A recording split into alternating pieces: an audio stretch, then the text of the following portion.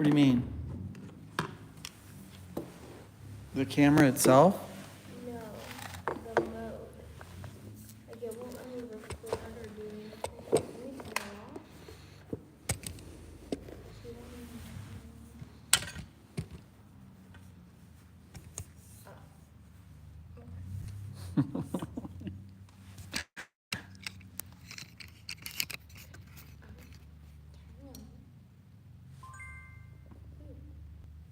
I'm gonna let you figure it out because I'm trying to figure out all this stuff. cool, I figured it out. Okay. Should I move it a little bit higher? If you can, I'm getting this angle, so if you wanted to even get any other kind of angle that's more interesting. Yeah, so we're not both having this Yeah. like angle. And then can you do the audio for me too? Oh yeah. This all just, audio's back up. I'm sure the, Let's see. Do you go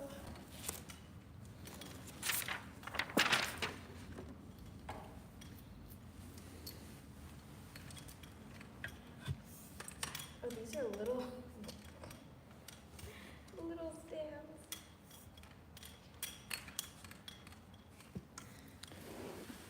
I almost just want to sit right in the middle so people can be, Good. right? I know it's nerdy, but it really matters at the end, right? I hope this is tilted.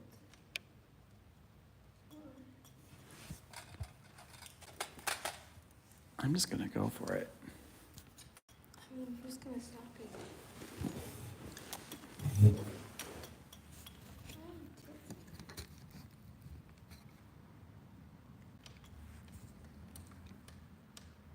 Oh, this is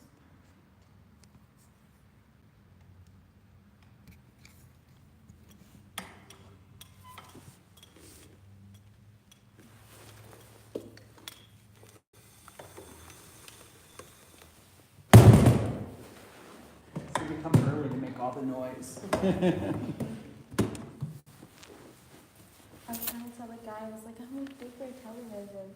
He seemed so skeptical to let me in. He was like, Yeah, maybe they're all excited to get on with their weekend. yeah.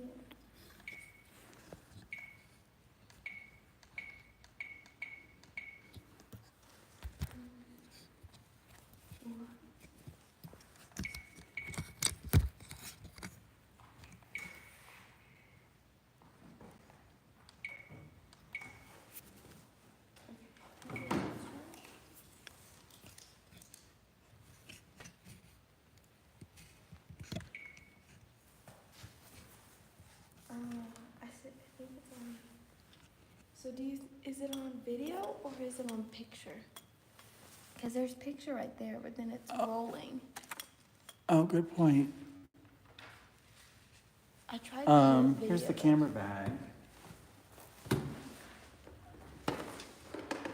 The little instructions are in here. What do you think they're Or they're not in there. Oh, of course I didn't. I thought we were too smart.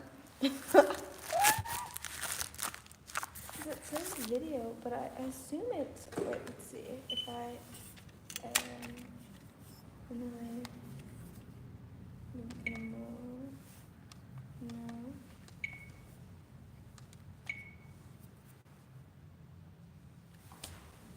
I think so. I think it's in video. Mine doesn't say photo on it. When you record? Yeah, well, I haven't recorded yet. Hello. Come on in. We do have a sign-in sheet, but it's not, you don't have to sign in to be here. It's just in case you're interested in learning more about programs we have later. You don't want my genome and my social security number and my weight and anything. Yeah, no, we haven't got that far yet. And we don't share your email with anyone, and we don't ask you for money.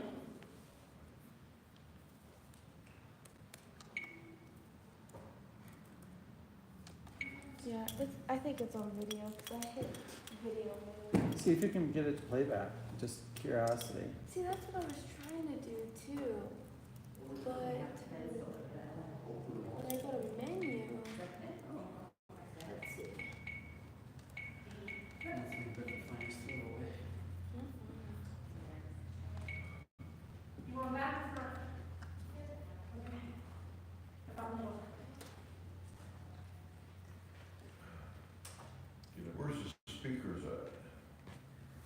sit I, next to the, I guess it's just me. oh, speakers that. Oh, the speakers, I think they're all over right there, perhaps those white. Oh, right there. Cool. Still sitting. Here, I'll test it, let's see how this works. Good evening. Yeah? Good evening. Yeah, kind of. Kind of. Well, he's standing here, so if you wanted to You want to sit, sit here or back there? if you wanted to Let's go sit back. over here with that in front. Actually, Dave, you sit where you're comfortable, and I'll sit. That's okay, we're good. Let's sit right there. I'll sit right here. No need, You wanna sit I over will there? get started, it's no problem. And Yeah, I guess, we should probably terminate that, I guess, I don't know what I got. I know I asked about protecting the screen and I didn't even think of that a laptop.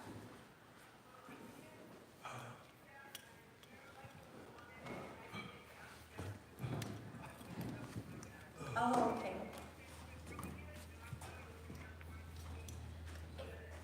We're good. Take a breath, it's all good.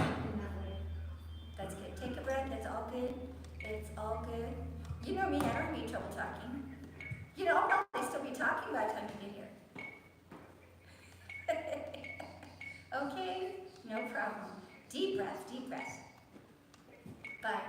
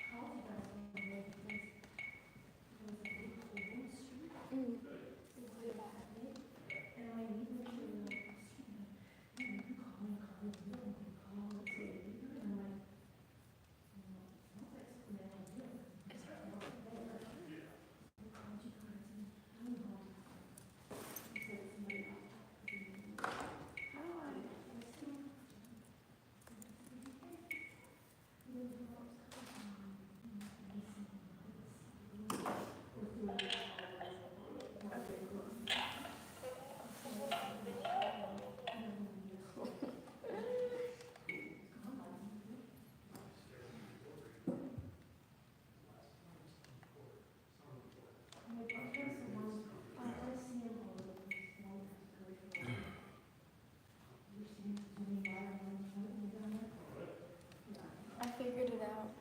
You did? Yeah, if you need any help. I don't think so. I think I just hit record, right? Yeah, but there's like, you can go to different modes and stuff. Oh, here, then set mine up for me. I'm sharing on Facebook now, so people can join us.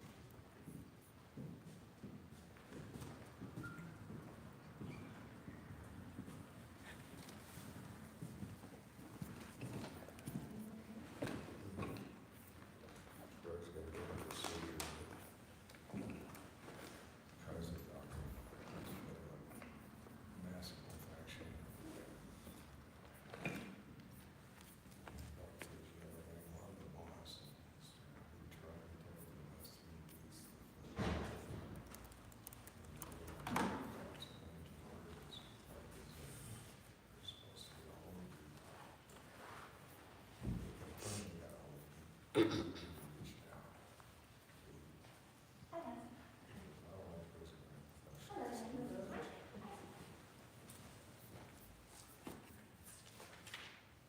you don't really have to sign in. For those of you that are already here, the sheets over here is if you want to get on the email list to learn more about fire safety fair and some information. And we don't share your emails and we don't try to sell you anything.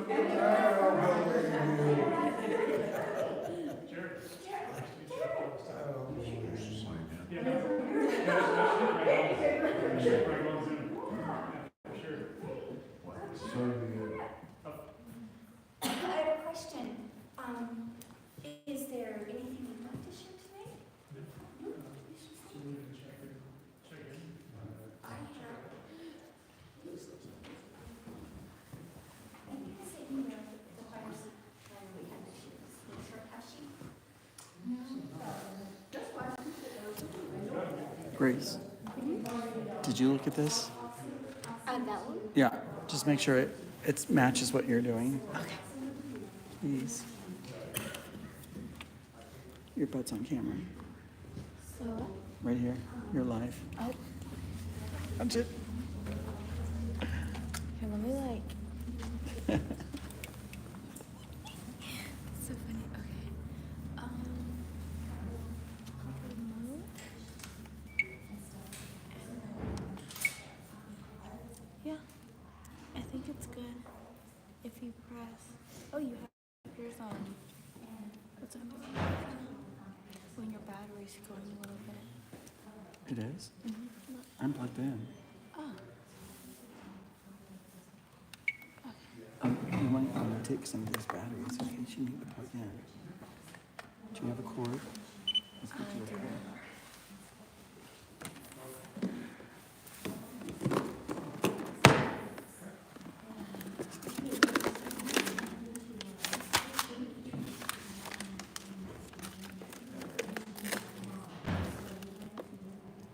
Let me grab any one of those batteries. Doesn't look like I'm gonna be using any of them.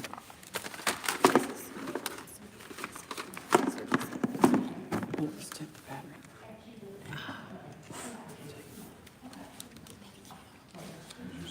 Here's another one.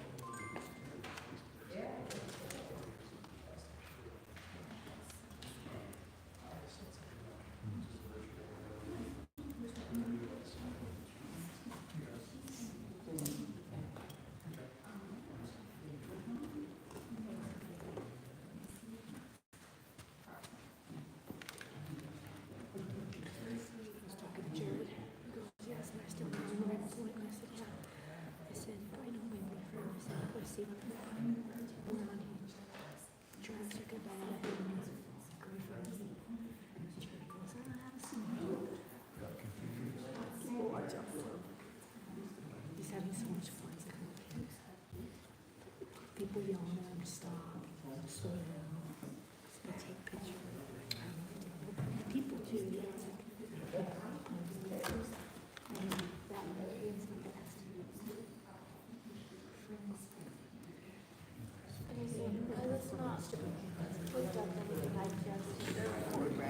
Hmm? Oh, yes. No. Other things, so I don't know what, or I don't, Yeah. like, you know how it's always like on more. No. Okay, so I just picked this. Yep. Twice. You hit record twice, Dan said. Okay.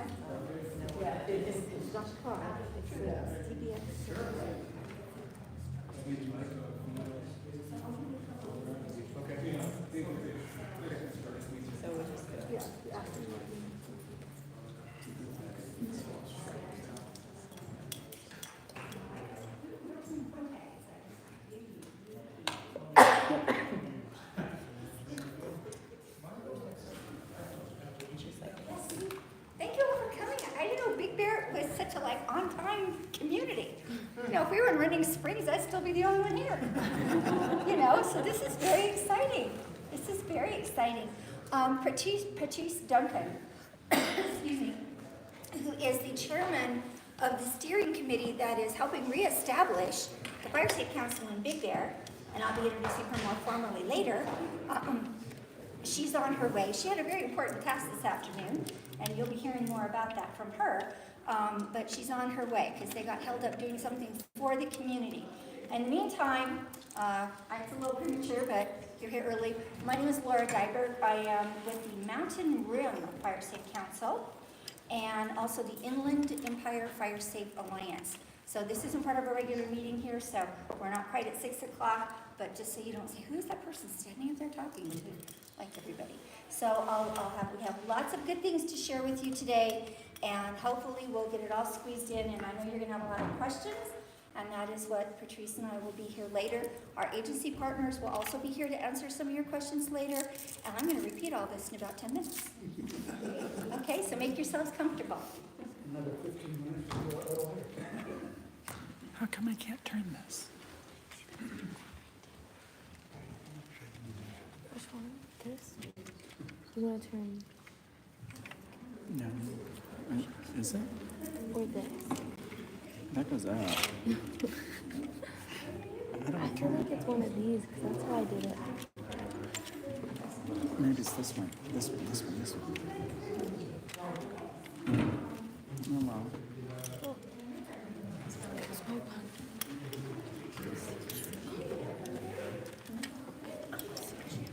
There you go.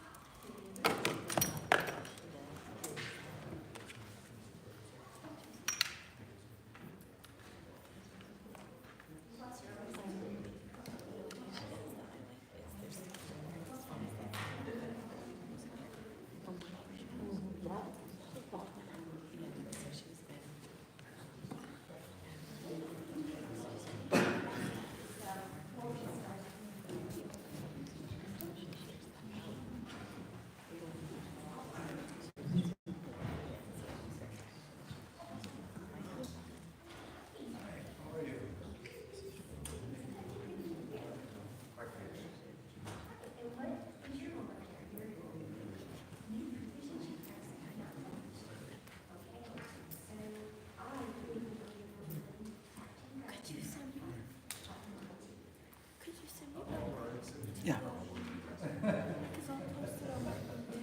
Okay.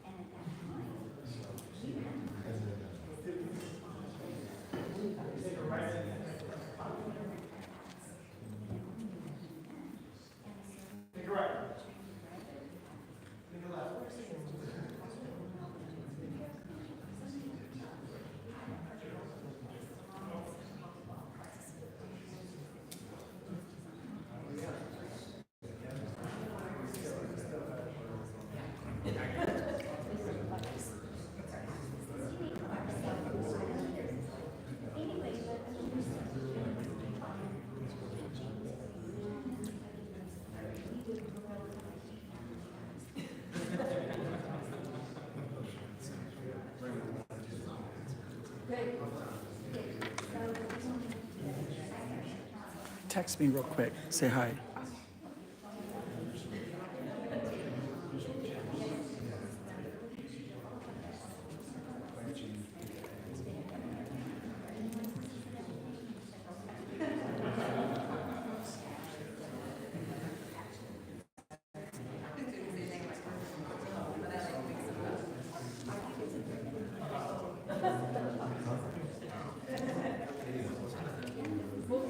How do we, hit, what's record? Let's record. Oh, this big one? Okay. The big red one? These ones up here are like, if you want to zoom in or out. Okay, yeah. Okay.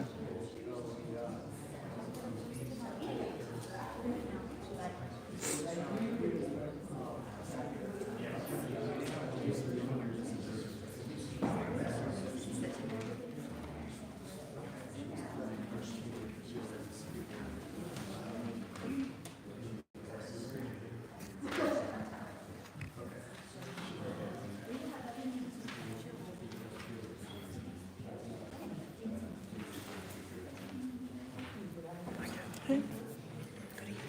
We're live.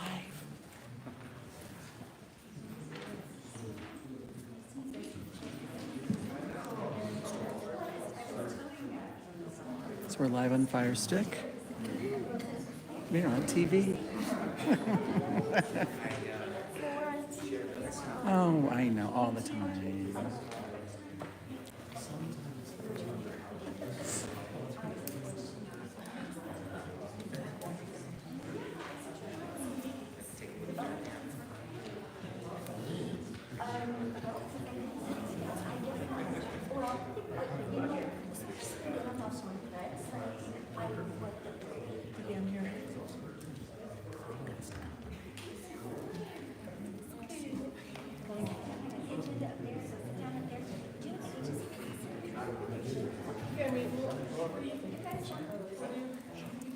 Yeah, that's good, because then we have extra chairs back here. Okay. Go. So, when it's in the red, I'll have to see. So I can go back to it, and then people add to it, it doesn't come as a purpose.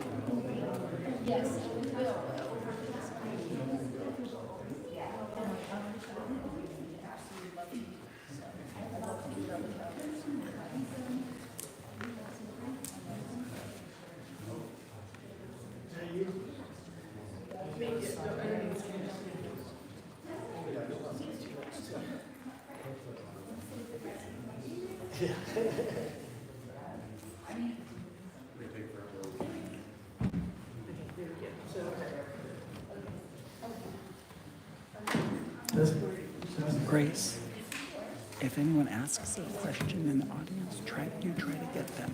This thing does move up and down, so if they can't, you need to talk to us. Or nobody will hear.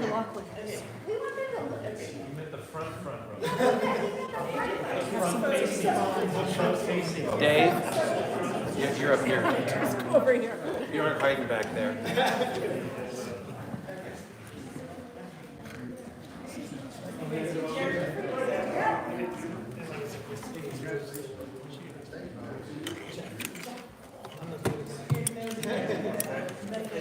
All right, thank you all, you guys.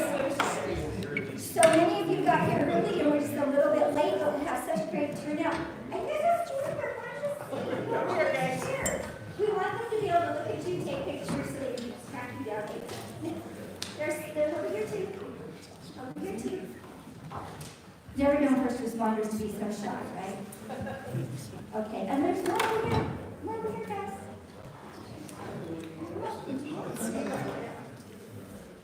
Yes, anywhere.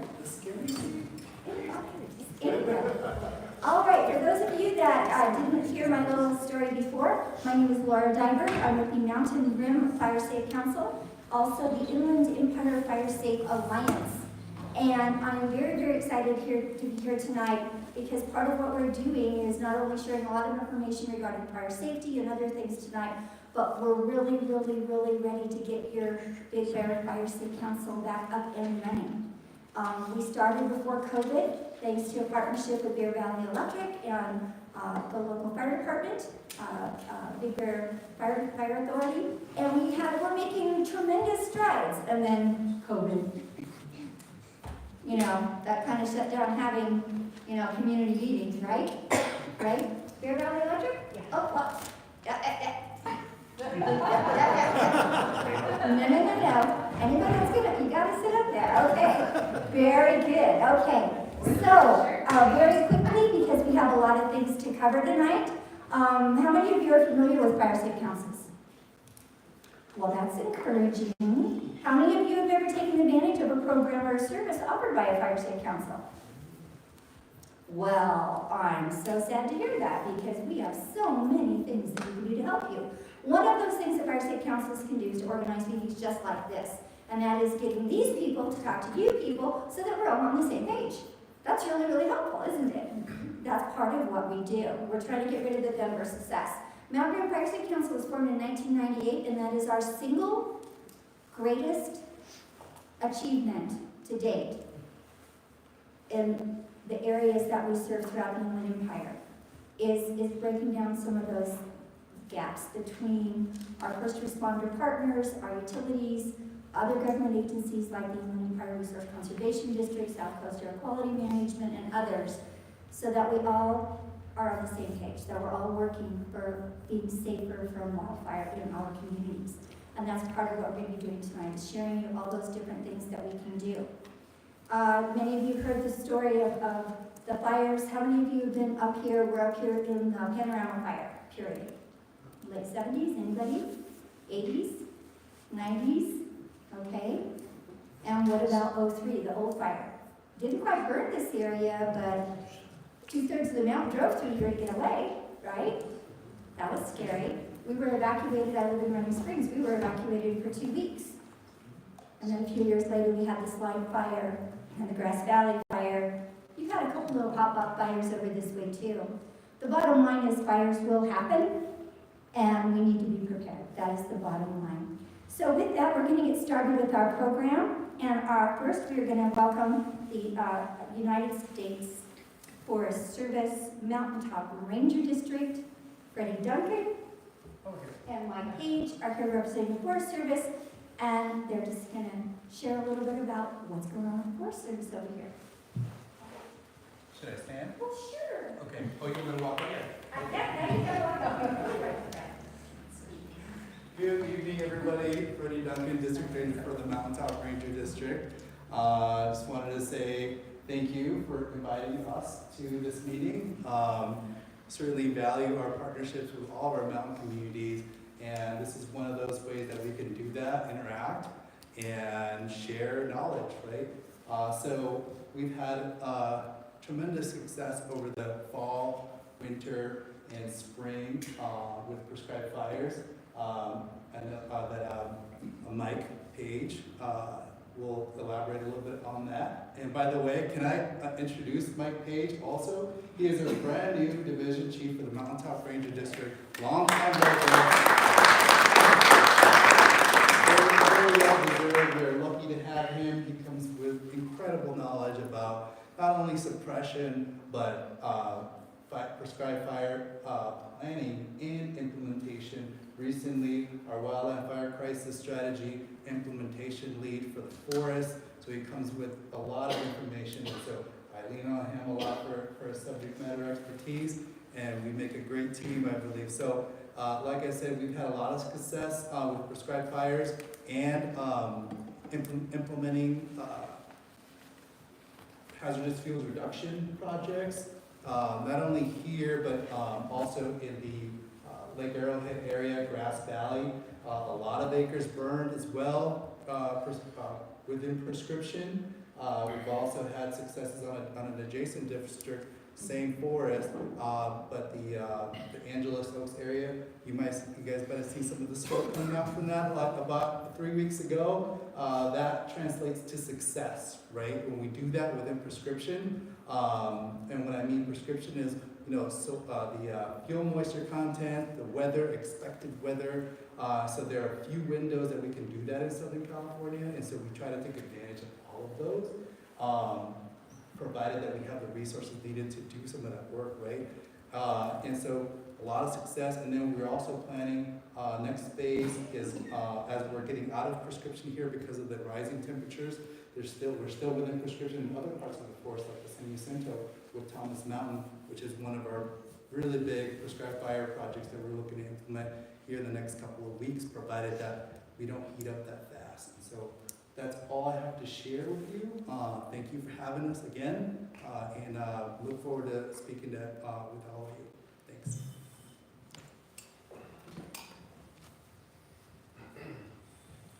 Good evening, everybody. Mike Page, the new division chief of the Mountaintop Ranger District. Like Ranger Duncan said, I started Sunday, so jumping right into it, right with both feet. So a couple things. I'm going to kind of start big picture, San Bernardino National Forest, and scale that down to the Mountaintop Ranger District.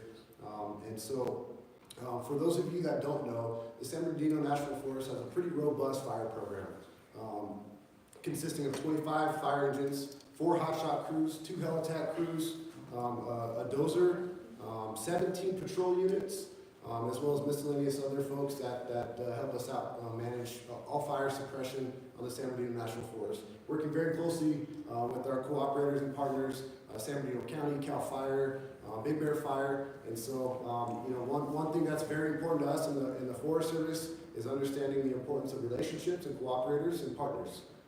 It was mentioned earlier, IERCD, we have the National Forest Foundation. We have a lot of partners across the entire forest that contribute very greatly to our success, as well as our partners and cooperators sitting up here beside us right now.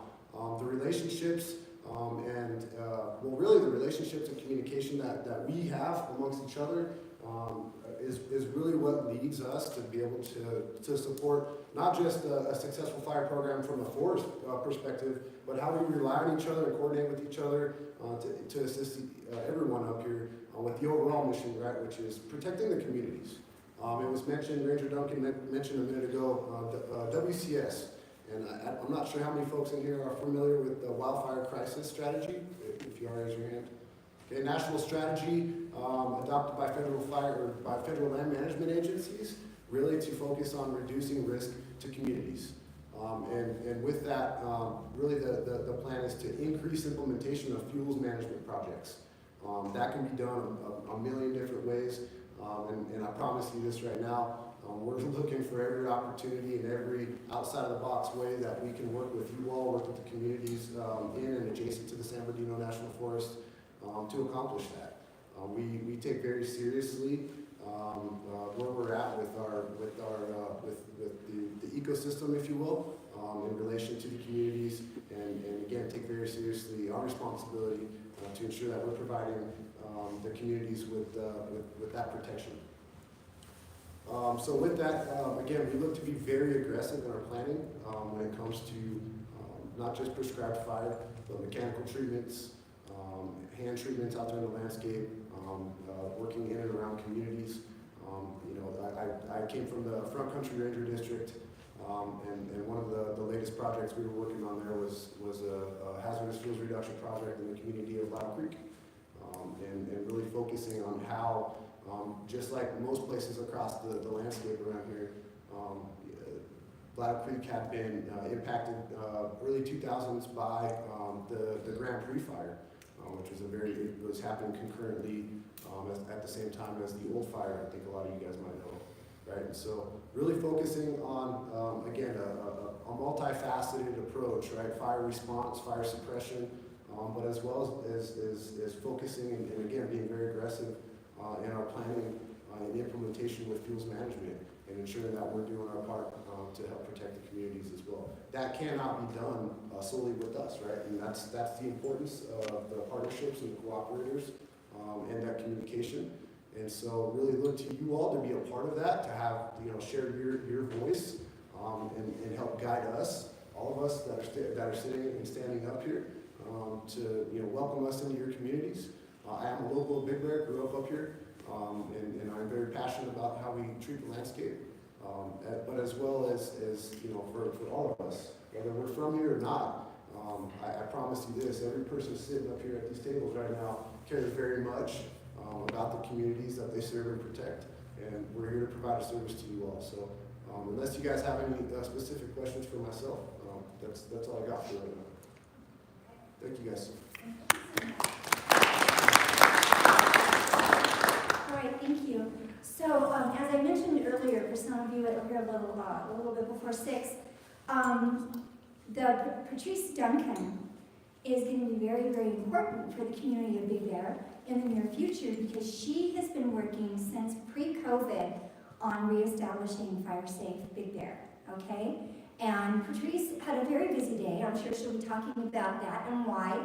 And part of it is going to be a part of our later agenda. But at this time, I would like to introduce Patrice, and she'll be taking over the rest of the agenda and introducing the rest of our entities up here, now that I think she's caught her breath.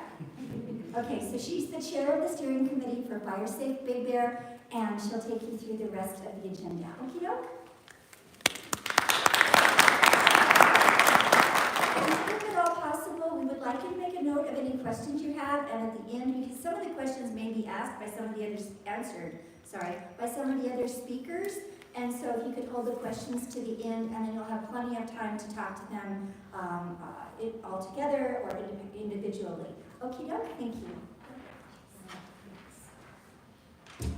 Thank you, Laura. Thank you all for coming today. Many of you know me from other capacities in the community.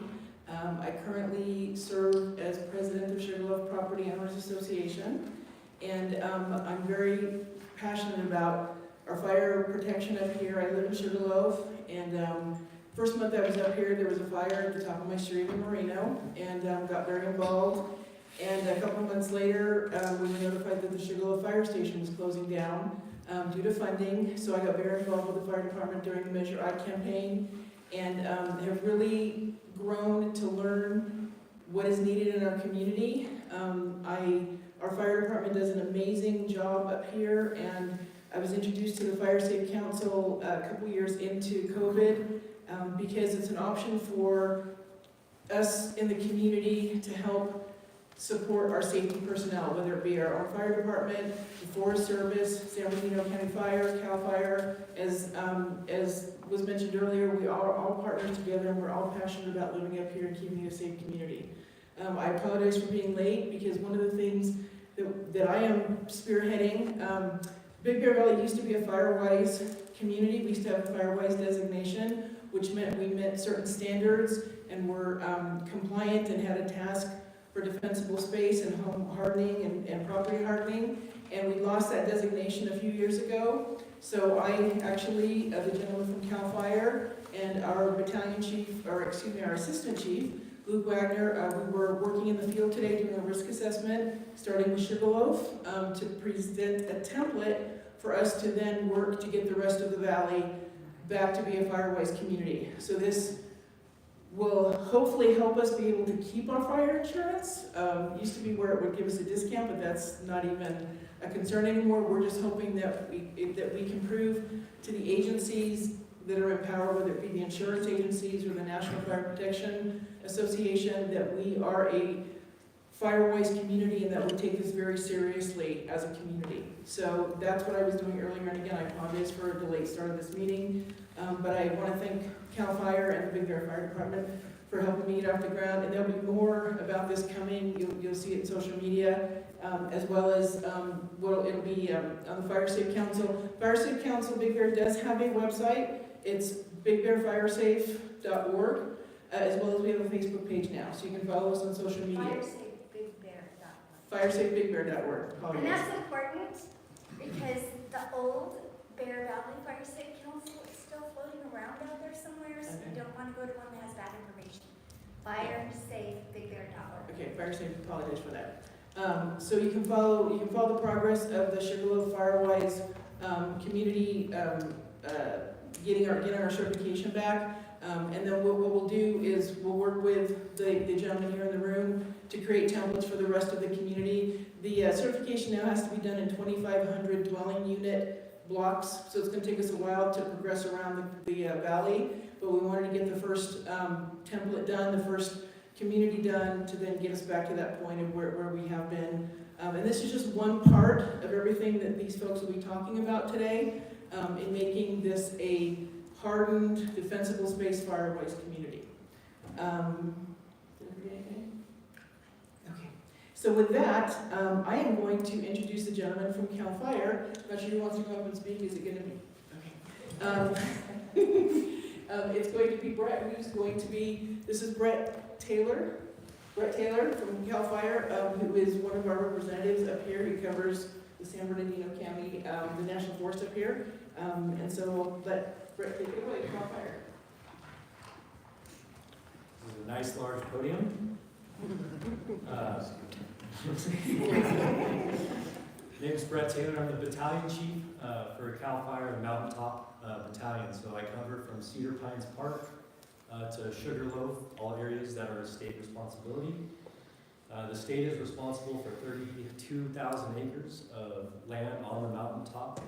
And on that 32,000 acres, there's 35,000 parcels. So it's a very densely populated area that we serve with our 4 fire stations and our fire center at Pilot Rock. I just want to reiterate what Chief Page said about cooperation. There's not one single fire on the mountaintop, wildfire, that any of our agencies are going to handle alone. Most of the fires on the mountaintop are going to be at a minimum. 3 agencies will have some kind of skin in the game and responsibility for it. It requires extensive cooperation. And what I like to see is there's so many of you out here tonight because the Fire Safe Council is how us as fire agencies cooperate with you guys before the fire. The difference is essentially we're firefighters after the fire starts. You guys are firefighters before the fire starts, is how we try to look at it with the Fire Safe Council. And that's our cooperation we have with you guys. With that, I'm going to turn it over. We have Chief Haas here. He is heavily involved in the grant process, working with Fire Safe Councils. And after that, Captain Drew Smith will speak on our status and any kind of updates. So, Chief Haas, thank you.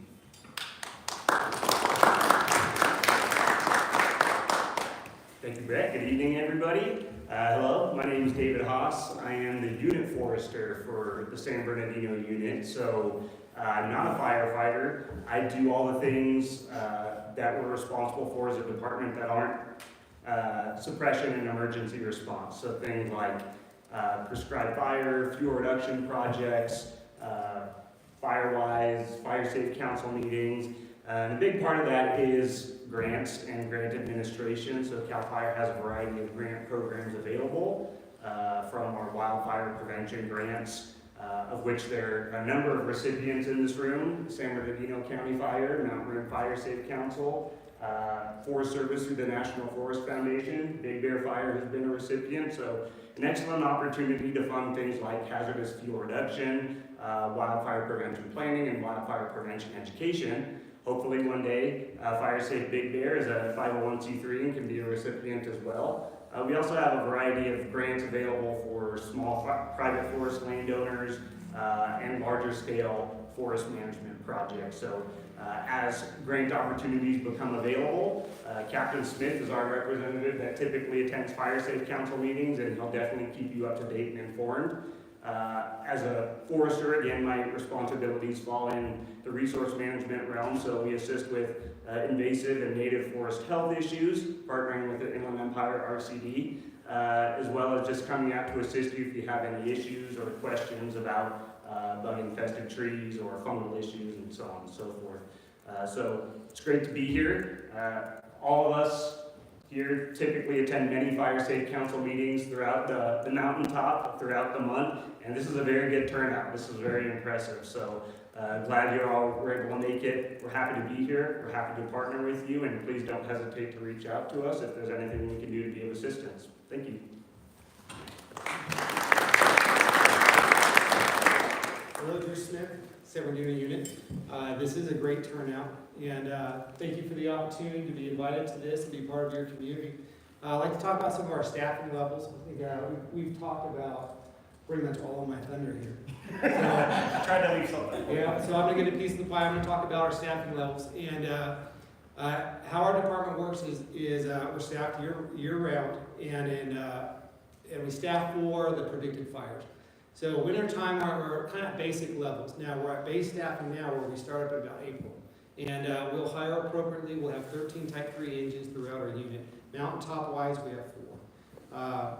As fire season increases, fire levels raise, and our predicted fire behavior is going to be more intense around summertime, so we'll staff appropriately. So we can predict about 3 weeks we'll get to maximum staff. There'll be peak staffing. There'll be 17 engines in our unit, 11 hand crews, 1 helicopter, 2 dozers, and support staff that goes with that. But as it is right now, we staff all our stations. We're ready for response. And as activity increases, we'll be able to increase our staffing levels to match that. And how also that works up in this area here with some of our fuel management projects. As we start managing our fuel reduction zones, like Arrowhead, we have a pretty large fuel reduction area out there. As we get busier, that staffing goes towards fire suppression. So it's almost like a pendulum. The wintertime we try to take care of some of the pre-fire work, and summertime we're doing fire suppression. It goes back and forth like that. We also have a pretty heavy staffing in Owens Valley, where we're doing fuel reduction there, pile burns, BMP burns. And that's the status for our unit. If you have any questions, feel free to ask. Thank you again for the opportunity to be part of this.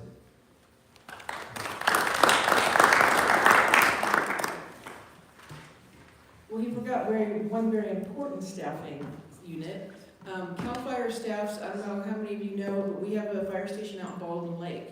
And CAL FIRE very graciously comes up here and staffs Baldwin Lake as a base to be here quickly if we do have a situation. So in addition to our Big Bear Fire Department and our partners in Fonskin with San Bernardino County, CAL FIRE staffs that station in Baldwin Lake from April, May through October. The peak, they'll stay there until the threat declines. So we're very grateful that they come up here and take care of that for us, because there's just one extra a team to help us in a crisis situation. So with that, I mentioned San Bernardino County Fire. For those of you who are not aware, our entire valley is covered by the Big Bear Fire Authority, which is Station 1 in Big Bear Lake, Station 2 in Big Bear City, and Station 3 in Sugarloaf. That's our primary suppression and safety staff. But we also do have a county partner up here.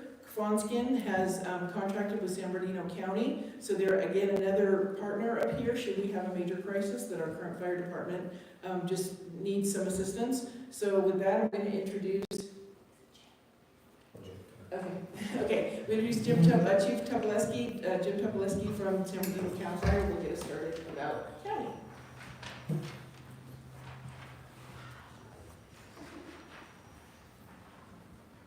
Good evening. I'm Jim Topolesky. I oversee wildland and aviation for the County of San Bernardino. I have a division that essentially has no home. So we travel wherever there is a need, whether it's fuel reduction to fire suppression. Right now, in the county, as you probably know, the desert has heated up and the grass out there has cured. There's a plethora of it. And so over the past couple weeks for sure, we've been responding to numerous fires in the desert area that both impact county land and also Department of Interior BLM. So we work extremely closely with all of our federal partners and our state partners. So focusing on the mountaintop and kind of the efforts that County Fire is doing. Chief Serrano, Jason Serrano is the assistant chief for the mountaintop for us, which is our Division 3.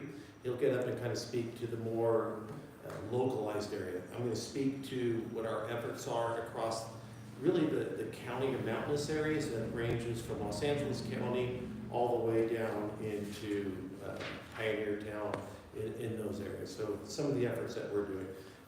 We work closely. I've seen all these guys. I knew Brett before Brett knew himself.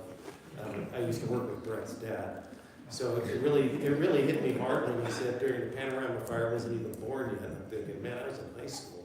How was that possible? So the county right now, our efforts last year, and we're still focusing on, we do not have a great deal of local responsibility area in the mountaintops. That's going to fall to CAL FIRE on state responsibility area or to the Forest Service on federal response areas. So those are the partners that we have attached ourselves to. So this winter we focused on the Hebert Eaton project, which is off of Highway 18 in the Heaps Peak area. We supported CAL FIRE's efforts with our hand crews. We've also been working in the Mount Baldy area and Lime Creek Canyon.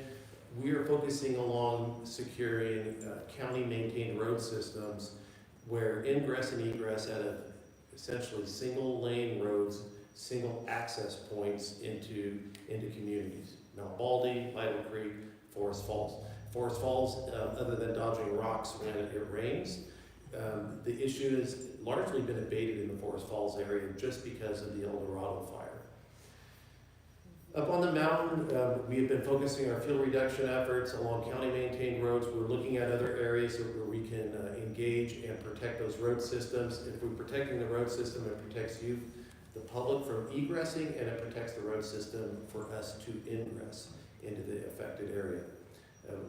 As mentioned, Brett said they cover 32,000 acres. Up in this area, we cover 19,000 square miles. We're the largest county in the continental United States, and we have approximately 50 fire stations that are staffed full-time personnel throughout the San Bernardino Valley, desert, and on the mountaintop.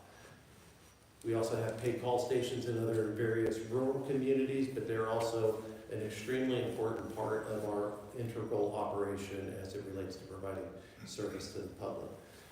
We can sit up here and we can talk to you all day long about what we're doing for you, but I'm going to switch the tables on you and tell you the most important thing that anybody can do. We don't have enough fire engines. We have 50, they have 17, 14, whatever that magical number is. How many houses are up here?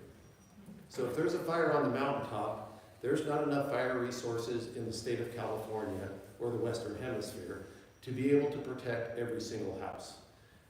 Whose responsibility is that? It's yours.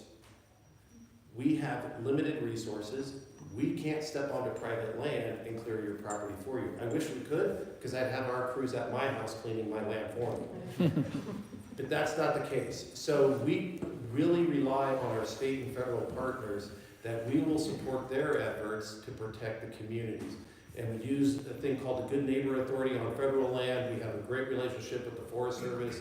Mike and I mean, we've sweat on a lot of hillsides together. So we really look at how do we protect these communities to the best of our abilities with the dollars that we have, and it's to partner with each and every one of them. But we also want to invite you to be partners with us.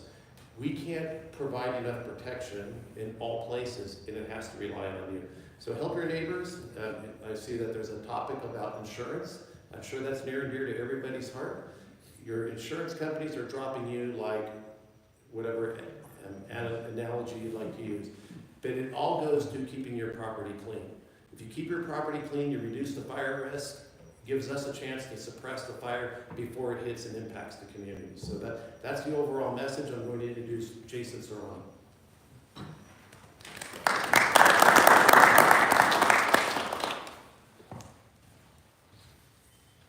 Good evening, everyone. My name is Jason Serrano. I'm the acting assistant chief here for San Bernardino County Fire District's Mountain Division. So I've been assigned up here for 2 months, currently acting in the battalion chief role and dual rolling it for right now. So I just wanted to express my applause to all of you for putting this back together and taking the time out of your day, out of your evening to come and do this and meet us. Our relationships with our cooperators are very, very important to all of us. That is how we accomplish our mission. We like to say that, we focus on the people, property, and infrastructure, and we can't do that without our cooperators helping us. So it's all of our missions together. Specifically up here, I'd like to talk about some of the things that we're doing on this side of the division. Today, we put some final touches on our boat dock 96 that is in place, and we have a boat slip, and we'll be putting the fireboat in place for the season, ready to go. It's got large volume pumps on there. It can squirt water onto the shoreline, onto houses, onto boats that are on fire, and we're also using it for rescue efforts on the lake as well. Chief Topolesky and his folks from the Wildland Division have done a phenomenal job this last winter with some of the chipping and fuel reduction projects, participating and assisting with our cooperators in helping make the community safer. We also know that fire season's coming up, so we recently conducted a joint cooperators training session to knock all the cobwebs off and get everybody ready for the fire season, and that was just done on May 17th. So that was a good exercise, and we had a lot of folks, a lot of representation from all the agencies up here. So specifically to what you guys are focusing on for reinstituting or rejuvenating your Fire Safe Council, you know, it's really important for you to understand a lot of what you've heard over and over again in helping us help you. So really understanding and learning what it means to harden your home. Really and learning what it means to properly have a defensible space around your home. And you could do that, and that's fantastic, but if your neighbors aren't doing it as well, then you're going to be impacted. And so all that effort and all the work that you're doing is for naught. So you are protecting each other when everyone participates. So this is so vital and so important that you guys are all doing this. And then last, I just want to leave you with just some information regarding some tools that are available to you. So all of the information that you want to find on home hardening, defensible space can be found on all of these, our agency's websites. I'll speak for us for sbcfire.org. There's Ready, Set, Go information on the website. There's also the SB Ready app, and you can receive alerts and you can sign up for alerts. And so that's all part of the entire process of helping improve your safety and awareness and just getting things rolling. So thank you for your time. And any questions? Good. Thank you.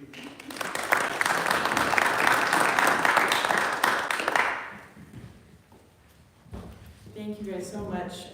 This is awesome. So next up, we're going to have our new Assistant Chief, Luke Wagner. He just recently got promoted like Monday.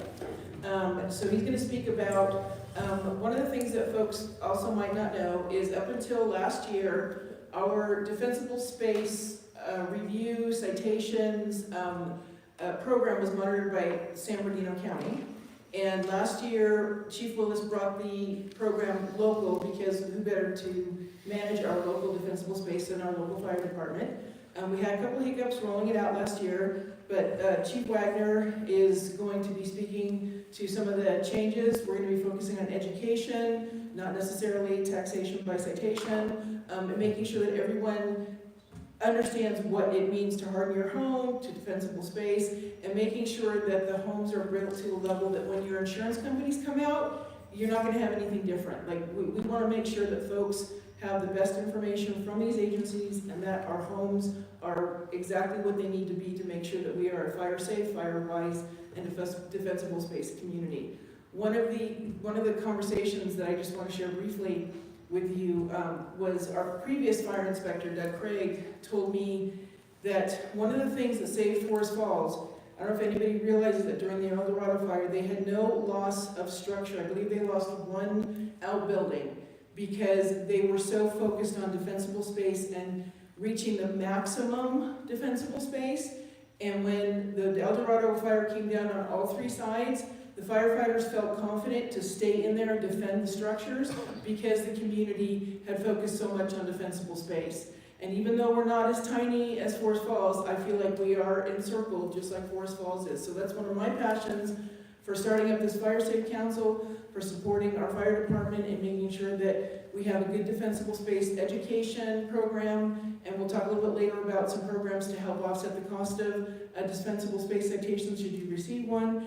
but it's really important that this defensible space, everyone educate themselves, understand, and really be a good forestry partner. We own this forest. We own a piece of this forest, and it's important to us to make sure that it stays healthy and that we stay healthy and safe. So with that, I'll introduce Assistant Chief Luke Wagner from the Big Bear Fire Department. Thank you. Good evening. My name is Luke Wagner. I'm the new Assistant Chief and Fire Marshal for the Big Bear Fire Department. What's coming up for Big Bear right now? We obviously have 4th of July coming up. If you've been up here long enough, you know that that's a very busy time for us when it comes to tourism and fireworks. Our signs will be going out. I'm sure everybody here knows and knows why we outlaw or ban fireworks up here. We want to make sure that everybody comes up and visits the valley, leaves those anywhere but here. Not to beat you over the head too much with all the information, but you're hearing a common theme, which is fuels management. Everybody up here has said the same thing. We work from the large scale with the U.S. Forest Service and all their efforts that they've been doing over the last many years in helping to protect fire and keeping that from coming down in the community. Same thing with CAL FIRE, the assistance that County Fire is putting in with those agencies. But then again, it comes down to the community itself. Big Bear Fire is directly responsible for protecting you, the public, and your properties. As Chief Taylor said, we deal with the fire once it starts. Prior to that, though, and more importantly, we'd like to eliminate the hazards that exist by that. The abatement program was taken over by us last year. That was met with, I think, a little bit of resistance based on a perceived lack of information that was put out.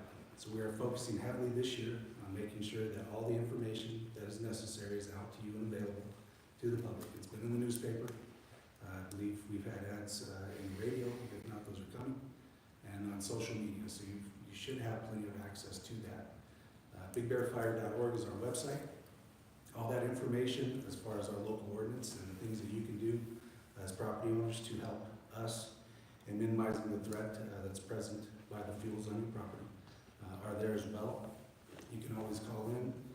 If you do call in, we'll speak to Sherry. She's sitting right there in the middle in the back row, and she'll be the one attempting to answer your questions or forwarding you over to me. Again, we appreciate all the efforts that you guys are doing. We will begin our inspection process probably here within the next month or so. So don't be too surprised when you see somebody out in a Big Bear Fire shirt walking around, maybe taking a picture or two of your property. Those notices, when they do come out, do not be alarmed by those. Those are recommendations for improvements on your property. Those are not a sign or a citation for you guys. We are willing to work. We want to see effort. That is my focus now as the fire marshal, is just to see you taking steps to improve your property. Beyond that, we are willing to work with you. Any other questions that you may have? I know this is a big topic, especially here in the valley over the last year. I'll stick around in the back afterwards and feel free to come up and ask. That's all I have.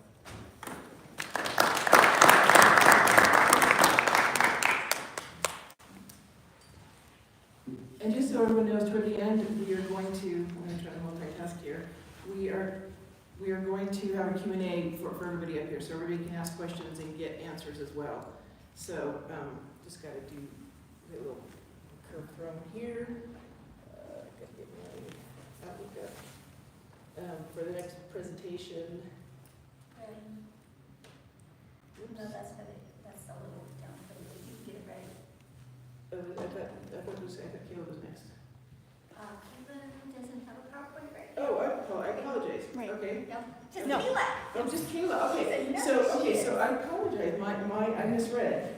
So we have the Inland Empire Resource Conservation District, who is focused on ecological, environmental, and primarily the golden spotted oak borer beetle, which we are all very familiar with, especially those of us in Sugarloaf. So Kayla's going to come up and talk about that a little bit and how that integrates into all of this, that we need to pay attention to those invasive species that are causing harm to the trees, which will then cause the trees to die, which then causes them to catch fire. So, Kayla, you want to come up? I apologize. No, you're fine. Okay. I'd be happy to give a presentation with you though.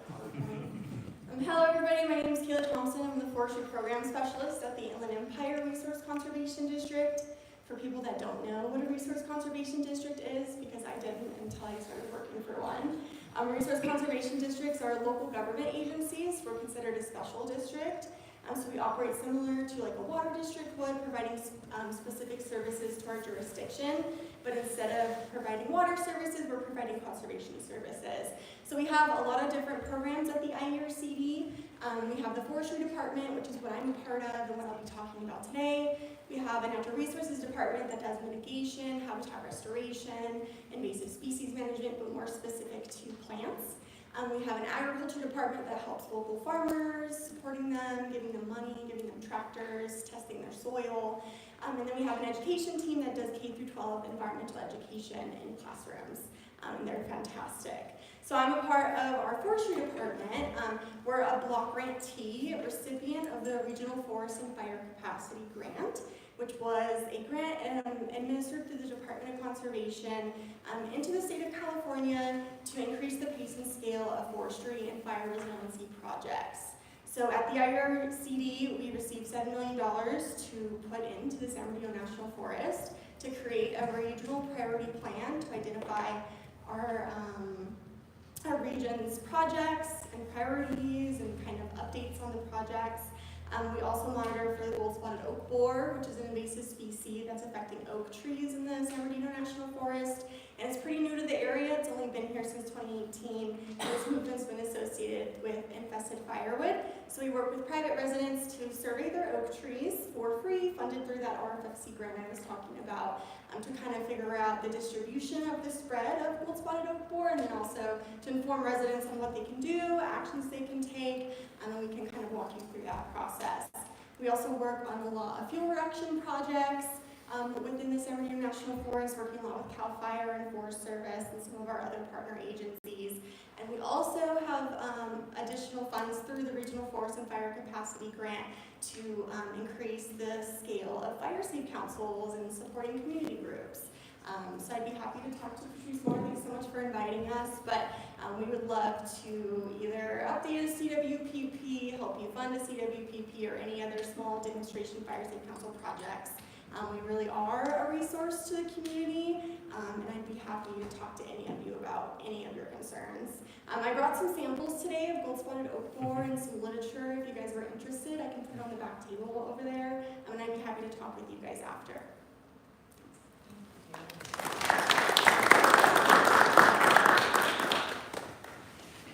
Yes, thank you very much, Wendy Talk.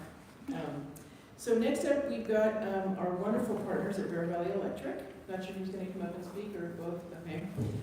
I just want to do a personal plug for Bear Valley Electric. We do not realize, I know there's a lot of social media posts when we have unexpected power outages, and it's inconvenient, but I want to say these folks do an amazingly proactive job of tree trimming and making sure that they can do everything they can so that limbs don't come down on lines. We did not lose power at all during Snowmageddon. We have not lost power at all during some of these major snowstorms and major issues. And yes, sometimes the power will go out because somebody will hit a tree or a power pole, but they do an amazing job getting us up and running quickly, and we're very blessed to have a local electric service here that can respond so quickly. The rest of the rim has to wait for Southern California Edison to respond from down the mountain. So I personally just want to thank them for all the efforts they do, the proactive tree trimming and the replacement of lines to be protective against the wildfire. And I'm sure they'll talk about that, but next up is Bear Valley Electric. That is one of the nicest things anybody really ever said. I'm Jared Hennon. I'm the Wildfire Mitigation and Reliability Engineer at Bear Valley Electric. So we are continuing with our wildfire mitigation plan that we submit to the state every year. One of the largest initiatives we are currently doing is covering all of our conductor. So we are covering the lines with an insulated coat so that, like, say if a tree branch comes down on it and it hits multiple lines, sometimes that can create a spark. Or if lines slap together in high winds, that can also create a spark. So we're trying to cover all of our lines. We have 2 voltages in the valley. We have a 34,000 volt, which is our higher voltage. And by the end of 2026, that should all be covered. And then our covered by about 2030. We're also currently doing substation upgrades, so we're undergrounding everything in our substations. We have a very robust vegetation management program. I work quite a bit with Laura on tree removals, and when the fire department sent out notices last year, I was getting calls almost daily on trees that needed to go. So we're removing about 200 to 300 trees a year at the current rate, which is pretty high for the amount of crews we have. We're also trimming about 60 miles of lines every year. There's a couple other things where we also have the option of a PSPS, which we hope we never have to do, which is a public safety power shutoff, which you should have seen through, we have Facebook messages, radio ads, in the newspaper. Every other utility is doing the same thing. We've luckily never had to use a public safety power shutoff in Big Bear, but we do have that option if fire weather conditions do come to a certain level. We have that option. We're working on a ton of things. Wildfire mitigation is our #1 priority at this moment. So, please stick with us. If we come by and trim your trees, or, come and shut the power off for a day to upgrade some systems, just please understand we're doing our best and everything in our power to not have a fire in Big Bear. Thank you.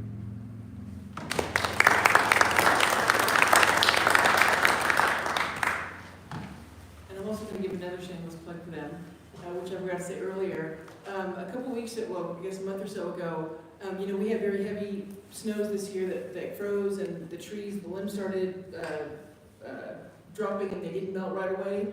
And I noticed in the front of my house, I had several pine trees where the limbs were drooping that touched the power lines to and from the house. And I didn't even think about it until I saw a post on Facebook, and I reached out to Bear Valley Electric, and they came out free of charge and limbed up those trees because they're protecting their lines. So don't hesitate to call them. They're very supportive. They really do care about this community. And I would also encourage you all to sign up for the automatic outage alert. When if you have a power outage, you can just text them out, the word out, and it comes back and has you confirm the address, and then it will update you when power is expected back on again. So very automated company. Again, we're very fortunate that we have the local power company up here. So thank you, Bear Valley Electric. And I don't work for them, so. It's just important to me. So next up, we've talked about defensible space, hardening your homes, how to do all this. Laura's going to come back up and talk about some of the current programs that are available through the Mountain Rim Fire Safe Council that will ultimately be available through the Fire Safe Big Bear Council once we get up and running. But she's got some great news for those funding and help programs to help comply with all these things we're talking about. So Laura, you're back on. Okay. So first of all, what is the Fire Safe Council? We've been around for a long time, since 1998, and I so apologize to those of you that have heard my story before. I moved up to the mountain in 1982, never had to worry about fire. Why? Because firefighters put the fires out. In 2003, I was down the hill, and 1997, I was down the hill in Redlands, came out of the store, I was going to head home, and there's this gigantic ball of smoke where 330 would usually be, just like an atomic bomb, just rode, covered the whole mountaintop. And I live in Rainy Springs. And my first thought was not, oh my God, my home, my kids, my cars, my house, my cats, my dogs, the school. My first thought was, am I going to have to go the long way home? Heaven help me if I had to drive up 18 or Big Bear to get to Rainy Springs. That was my first thought. Why? Because fire departments put the fires out. I lived there 15 years, never had a fire hadn't bothered me, right? And that particular fire was called the Mill Fire, and it came up through the IM-109 area, down Manzanito Flats area. There was some people target shooting down there. They were not target shooting where they were supposed to be, and they caused a fire. That fire came up the mountain, burned 1,200 acres, we lost 12 homes, and what did our community do? Nothing. You know, we put out little jars, you know, at the little markets in town to raise money for the people who lost their homes, and we went about our business. Why? Because the firefighters put the fire out. That's why we have fire departments, right? The Forest Service closed that recreational area, and about a year later, in 1998, they decided they were going to open it back up again. And we were incensed. How dare they? How dare they expose our community to these horrific fire hazards? How dare they? And, you know, we had standing room only meetings in Hoopman Elementary, Hoopman Senior Center over there in Running Springs. I'm talking 200, 300, 400 people. We were angry. We were irate. We burnt the forest supervisor in effigy. We called him Darth Vader. To his face, actually. You know, fortunately, he had a really good sense of humor. And he showed up. And he said, you know, we understand we're actually going to revisit the conditions under which we open these recreation areas, you know, at any given time. But they are for the public, and they are for a variety of activities. We need to work together on this. Then he turned around and he said, what are you doing? What do you mean, what are we doing? You know, every year we get the silly notices from our fire departments that tell us we have to do stuff. What else are we supposed to do? But it did start us thinking, and we figured if we were going to lay down the gauntlet to the Forest Service, that we really needed to turn around and do something ourselves. And we formed a rebellious little organization called the Front Country Alliance, and we planted trees and did this, that, and the other. And about that time, Captain Ferris from CAL FIRE showed up and he goes, you know, you're acting like a fire safe council. Do you want to be a fire safe council? And we said, no. I really want to do that. You know, we don't want to answer to somebody in uniforms. Really? What are you talking about? However, he too had a really good sense of humor, and he was very, very persistent. And he worked with us, and he convinced us that we should do that. So we did form a fire safe council. However, we still had our other little meeting over here on the side because, you know, we didn't want the agencies looking over our shoulders, right?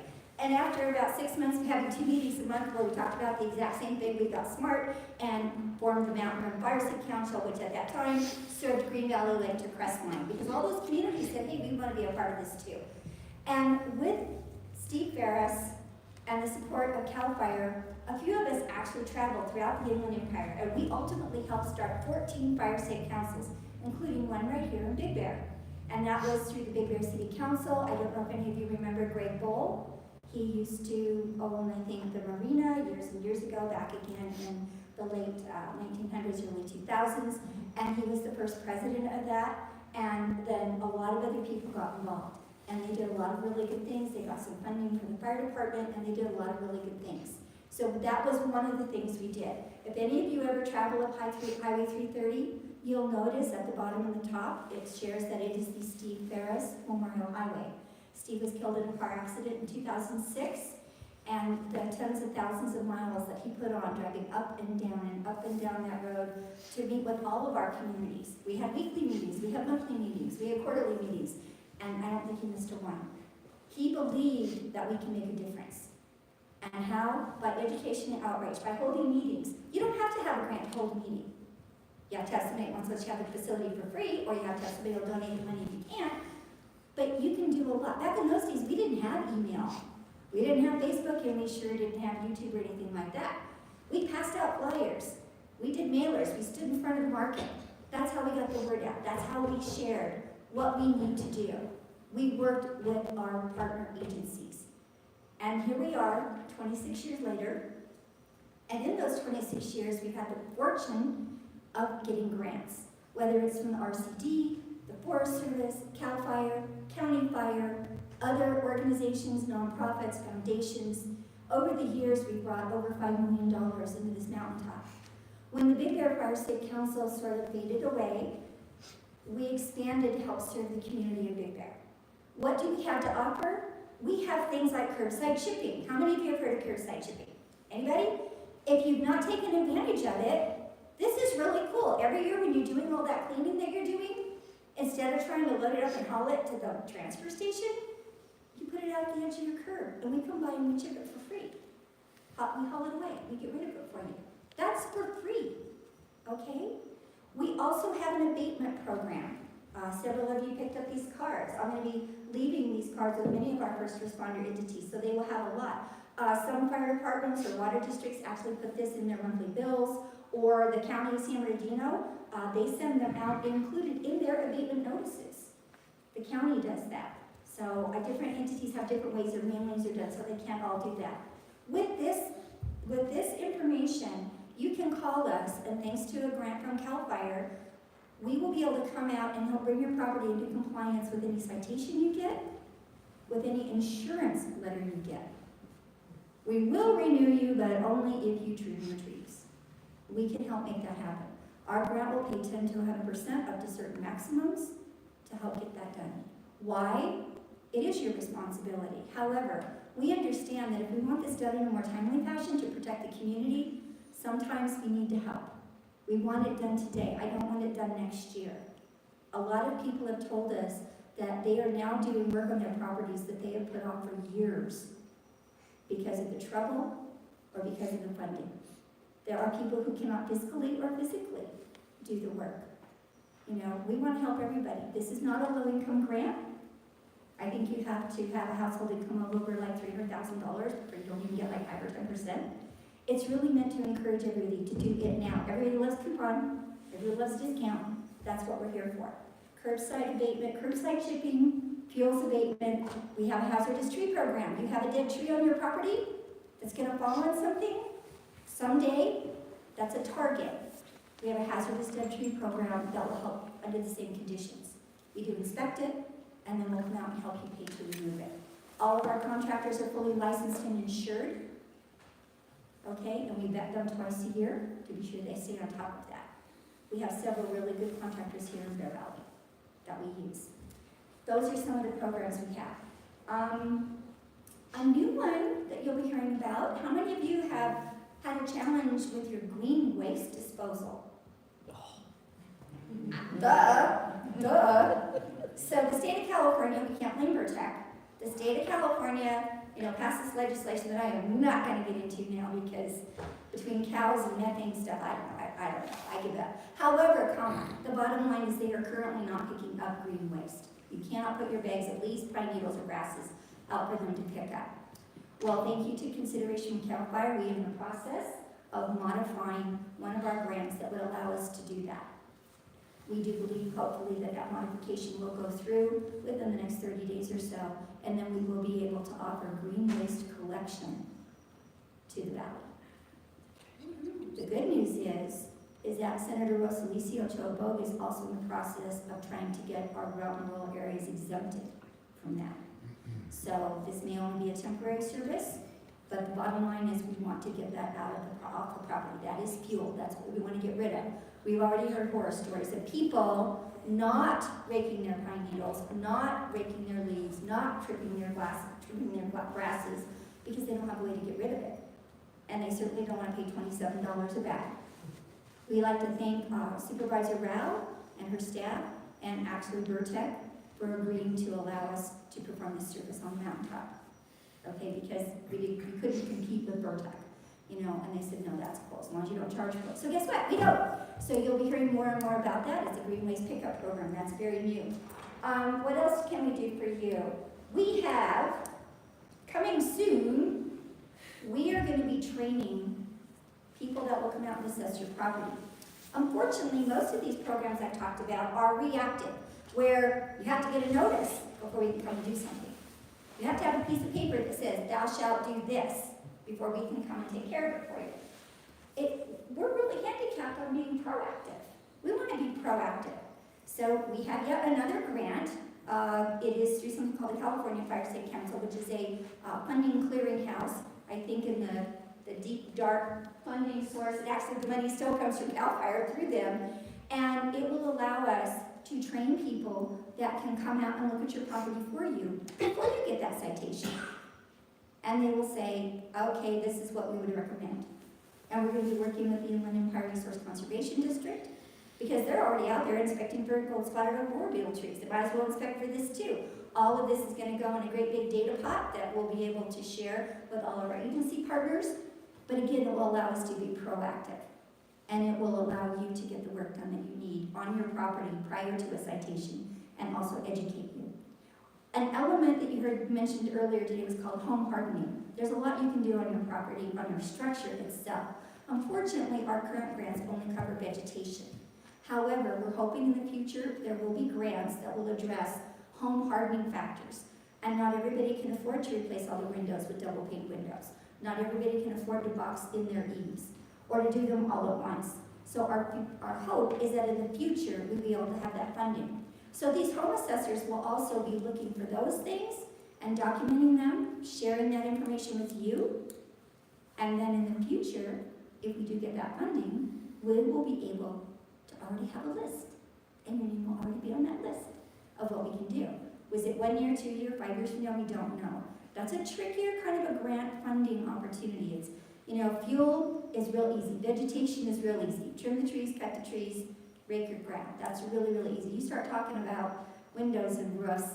I mean, it's the California Department of Forestry.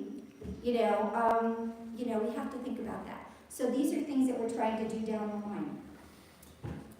One of the comments that was made earlier is really, really critical and why you're a big part of this. We cannot wait for the fire departments to show up. We do need to do our part first. There is so much you can do every single day. There's one more thing you can do, one more here, one more there. Every single day, there's one more thing that you can do.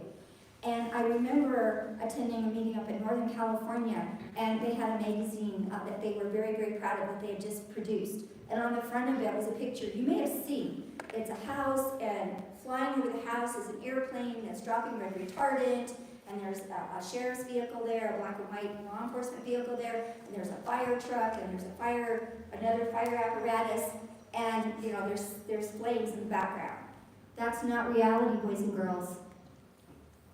As I think it was Jim said, count the number of fire engines versus the number of homes. Okay? We have to do our part. We have a billboard in Sky Forest that says, we provide the defense. Defensible space is on us.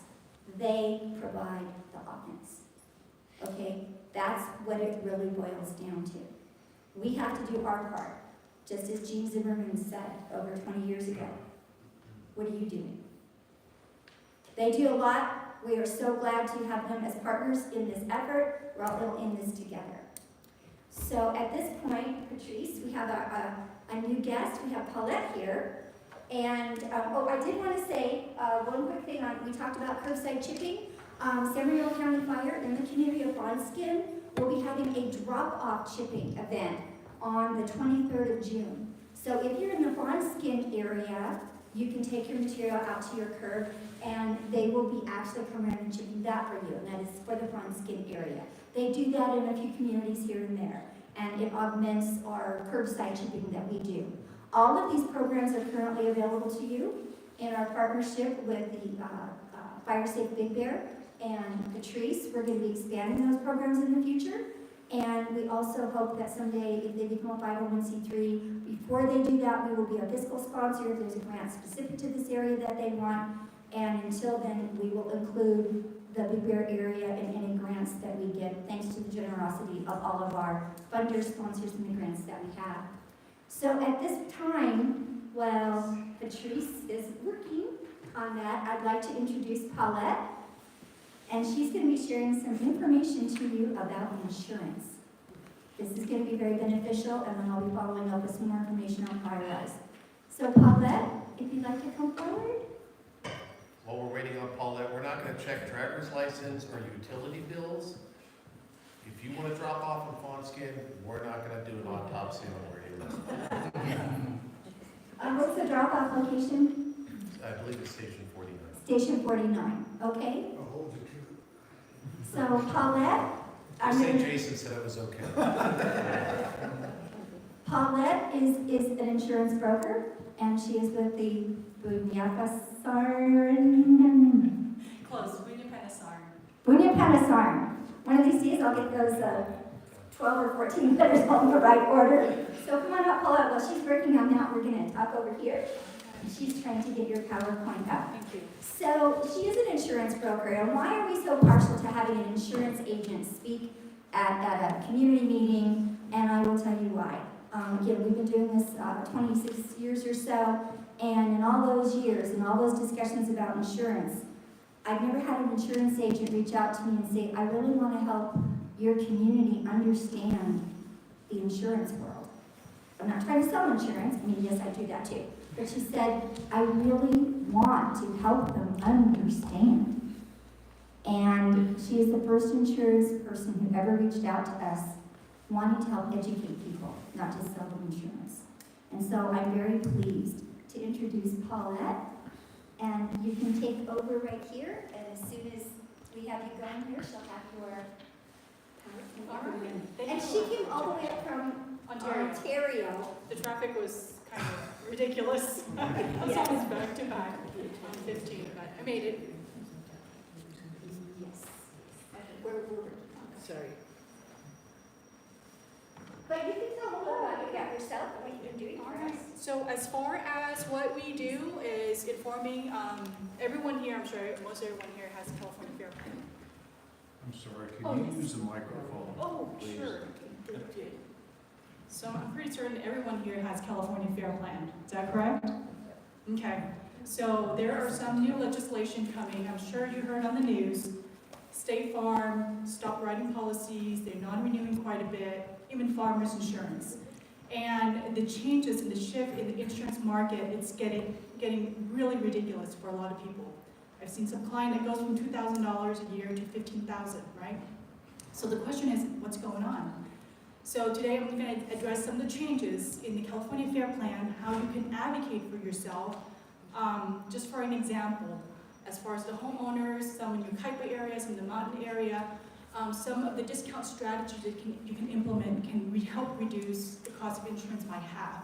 So you're talking about if you're paying $6,000 a year, what can you do to get down to $3,000? But you've got to advocate for yourself, right? So I'm going to address some of the things here about also the changes in California Fair Plan. Let me see here. No, not yet. You just keep talking, you're doing good. It should be in the single PDF format, Laura? Yeah. We're not getting the attachments.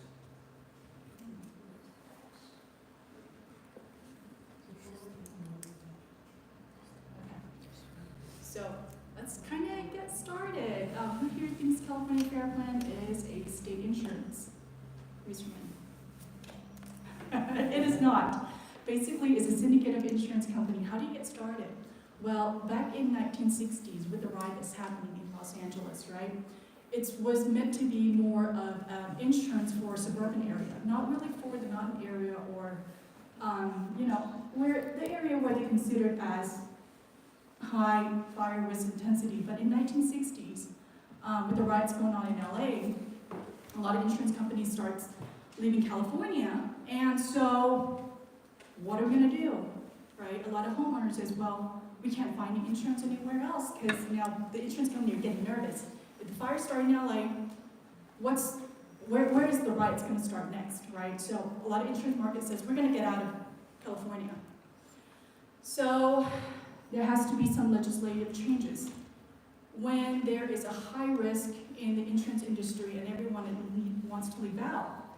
So California says, well, you know what, all this time, your insurance company been taking funds from California.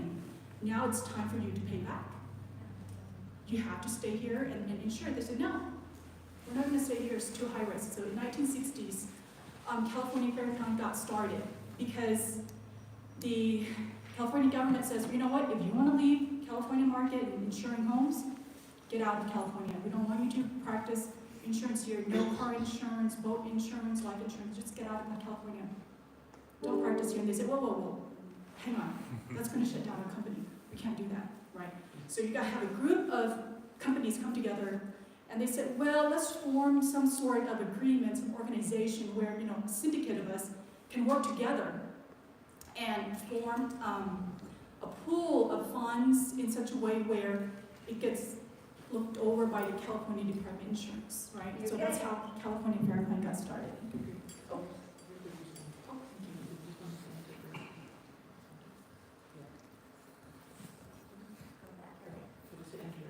Okay, so this year is a quick slide showing that, California is the last resort. So what has been changing with California Fair Plan, with a lot of carriers leaving the market, right? So leaving the market, a lot of travelers, and I'm sure you hear about Mercury leaving in March, Allstate no longer writing any. So they're saying that California Fair Plan is a last resort. It is not a state program. It's a syndicate of all the insurance companies currently operating in the state of California, pulling together. However, they do not follow the Proposition 103. So California Fair Plan, doesn't matter, you can't get it anywhere else. It is a last resort. You're going to get insurance through them, but you're subjected to their rates. However, with these type of plans, you've got to be careful in terms of how your home is assessed. Is it under an actual cash value or replacement cost? These are going to be the information that we're going to be held at a workshop that Laura and I are going to be putting together. So if you're curious of, what am I being covered for, right? Insurance is only going to be as good as the claim. If you sign off on a document and you're surprised, well, my home was built in 1970s, right? The cost of materials and roofing is not going to be $10,000 anymore or $7,000 to get a new roof replaced, right? We're looking at what, $30,000, $50,000. But your policy was written under actual cash value. Guess what's going to happen? It's going to get depreciated, right? Don't expect a payout of $50,000 because the California Fair Plan policy is customizable. You want to retain high risk, get actual cash value, replacement cost. What does that mean? If your home burns down today, right? Your home was built in 1970. It has to honor the payout based on current value, no depreciation.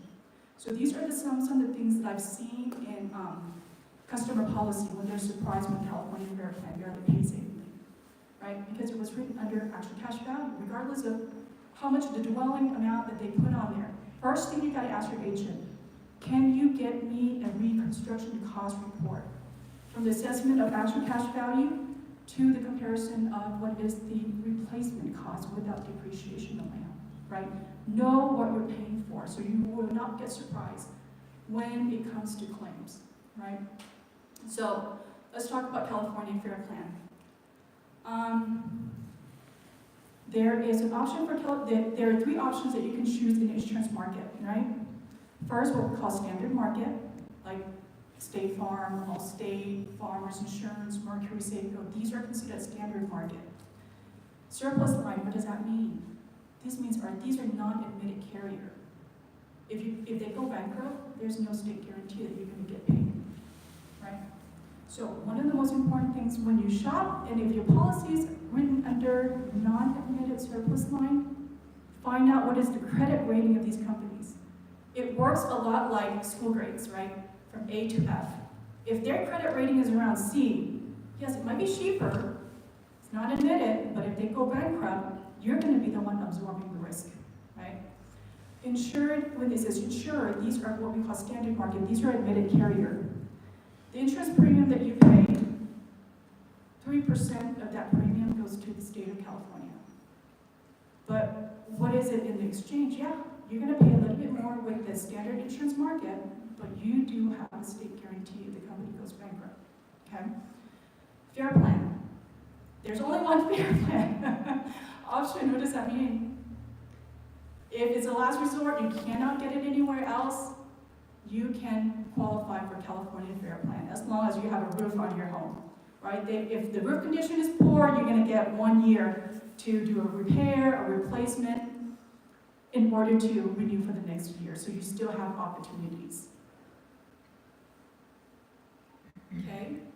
California Fair Plan, insurer of the last resort. It is not for profit organization, it is not a state agency, and not state or taxpayer funded, right? But it is getting overlooked by the California Department of Insurance in terms of setting up rates. Okay, they accept properties regardless of wildfire exposure, that's including both commercial buildings and residential buildings, resorts, investment building, HOA, they do accept any of those, farm type of operation, they do accept those. Funded primarily through policies, it sells to customers, so let's look at the progress of California Fair Plan. What is this graph showing? California Fair Plan policy is enforced, PIF, right? How many policies have they sold? So in 2019, it's around 154,000 policies.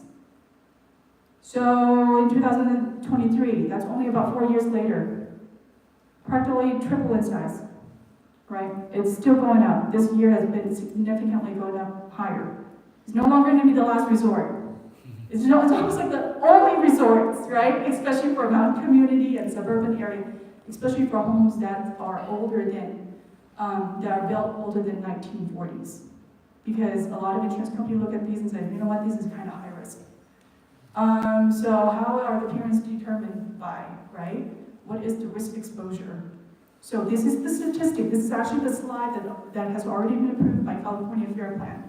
So this way, you know, you guys understand their perspective. There's going to be a legislative meeting in July, so we're going to see more changes in the insurance market.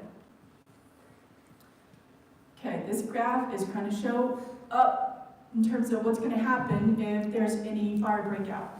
So a lot of insurance companies got very, very nervous starting in 2017. I'm sure a lot of you hear on the news what happened, right? Paradise. That massive loss that had happened, it really shook the way the insurance do their statistics and future projection. When that event happened, what else did it cause? It almost caused its own microcosmic type of weather changes in California, right? It got so hot, it got so intense that it started fire in other counties as well. So this really threw off the actuaries that has been predicting where the loss is going to happen, where the fire is going to be happening. So coming this year, with all the changes, we thought, well, we're getting a lot of water. It's not as dry as it used to be, right? Everything's more green. Why is our insurance actually becoming more expensive? Well, from the insurance perspective, this is how they look at it. All the greens you're seeing right now, when the summer comes and fall, those are considered as fuel. So in the insurance industry, they look at probability. What is the probability of the risk that they're going to have to pay, right? Most home that has to be rebuilt now, you're talking about $300,000 and up. If you retain $100,000 deductible, that's all that's coming out of your pocket. But the insurance company has to look at it. Well, if it's $300,000, I mean, your deductible is $10,000. We have to pay over $400,000. I'm sorry, $200,000. Sorry, my math, right? $390,000 out of our pocket, out of our pool. So that's pretty much what they're looking at. So in this graph here, like Arrowhead exposure, should there be any fire happen, you're looking at the loss of about $8.4 billion. So when they're looking at this, they say, well, if something happens, it's going to be another Armageddon, right? Are we prepared? So a lot of changes has been happening in the insurance market based on the new predictive model, right? Okay. So, next slide. I guess it's still on. Well, I guess I pretty much wanted to stop here then.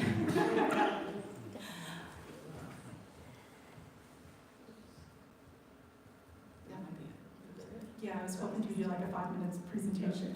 Yeah, that's it, that's what it's like. Okay. All right. Sounds good. Well, I'm sure they're gonna have questions for you, so you'll be up there for a while. Oh, okay. At the end. Yeah. So what about Big Bear City? What does this exposure look like should there be any massive fire happen? They're looking at a projection of about $6.3 billion worth of losses, right? How do you recover that? How do you rebuild a community? So one of the things that we're going to be talking in the workshop is what are some of the discounts that you can get your premium down, where you can advocate for yourself. Send in the information over to California Fair Plan. How do you ask your existing broker, hey, you know, I have Firewise certificate. Can you apply that, right? I have a client in Yucaipa area that went from $4,000 in premium because we helped him advocate. He has a structural integrity discounts, right? And he has the defensible space. These are some of the things you want to ask for. right? Are they assessing you correctly? How far is the how far is the fire hydrant from your property? Where is the nearest fire station? Right? Look at your application. Make sure that those are assessed correctly. If your application indicates that the closest fire station is about 5 miles away, when in actuality it's only about a mile away, that can significantly impact your premium, right? What are some of the things that you can do to advocate for yourself? Because quite frankly, not a lot of brokers will ask these questions, so you gotta know what to ask. And if you have some sort of double panes, you upgraded your home, make sure you mention this. Because if you assume that, hey, you know what, all they need is just an address, and all I want to see is that I'm covering based on the previous policy that I'm covered with on the dwelling value. You might be assessing yourself, or you might be overpaying on your insurance. So in the workshop, we're going to do a little bit more in terms of, let's go through your policy, let's read it. Okay, some of the categories of California Fair Plan, right? Is it only covering you for fire only? What about loss of use? What does that mean? If you have to evacuate for a week or two, where is going to be cost of your living expense? If your home's burned down, right? And now you have to even pay for the mortgage and waiting for that time until your home is rebuilt. Do you have loss of use coverage on there? Because California Fair Plan policy are customizable. What happened if your home's not affected by fire, but it was affected by smoke? Some of you here may know that smoke penetrates everything, right? The wall, the duct, carpet, everything. And sometimes the whole home has to be stripped out. Because once you walk in there, you're like, oh my gosh, I can't live in here. It smells like smoke. I just can't get rid of it. Right? Do you have smoke endorsement on there? What about ECE? That's on the form. A lot of people don't even know what ECE is, right? So let's talk about difference condition. What happened if the tree falls on your home? There's a liability. What is the purpose of difference condition policy? Is it written correctly? Right? These are the things that you need to know. If you rely on the agent to say, hey, you know what, this is what we're assessed for, but they were assessing you under replacement cost, but the policy was actually written under actual cash value. You might be okay, right? Until a claim happens. Then you're going to be surprised that you're not getting paid $300,000. Because now they're coming back to you and says, well, prove that you have all these upgrades. How you can say in this receipt, well, I got burned in the fire. So we're going to kind of help everyone here, all the homeowners, prepare to go on both, go over your policy, understand your coverage, and how to prepare yourself when it comes to claim, right? So it starts off as how is your policy written? So those are going to be the things that we're going to be talking about in the workshop. Okay? Any questions? When is the workshop? I'll When be is the sharing that. workshop? Laura's going to be sharing that. Okay. Thank you, Paula. Oh, thank you everyone for having me.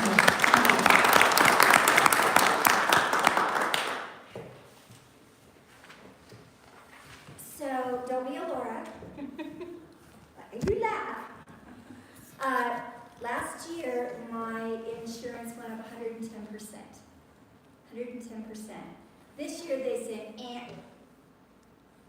we're not going to renew you. It's not going to happen. And I have been writing letters and doing all the things that property owners are supposed to do. My next step is the Department of Insurance, where I can send some information. But even though I have listened to Paulette and gone through a lot of different things, there's still so much you don't know when that notice comes. It says, no, we're not going to renew you.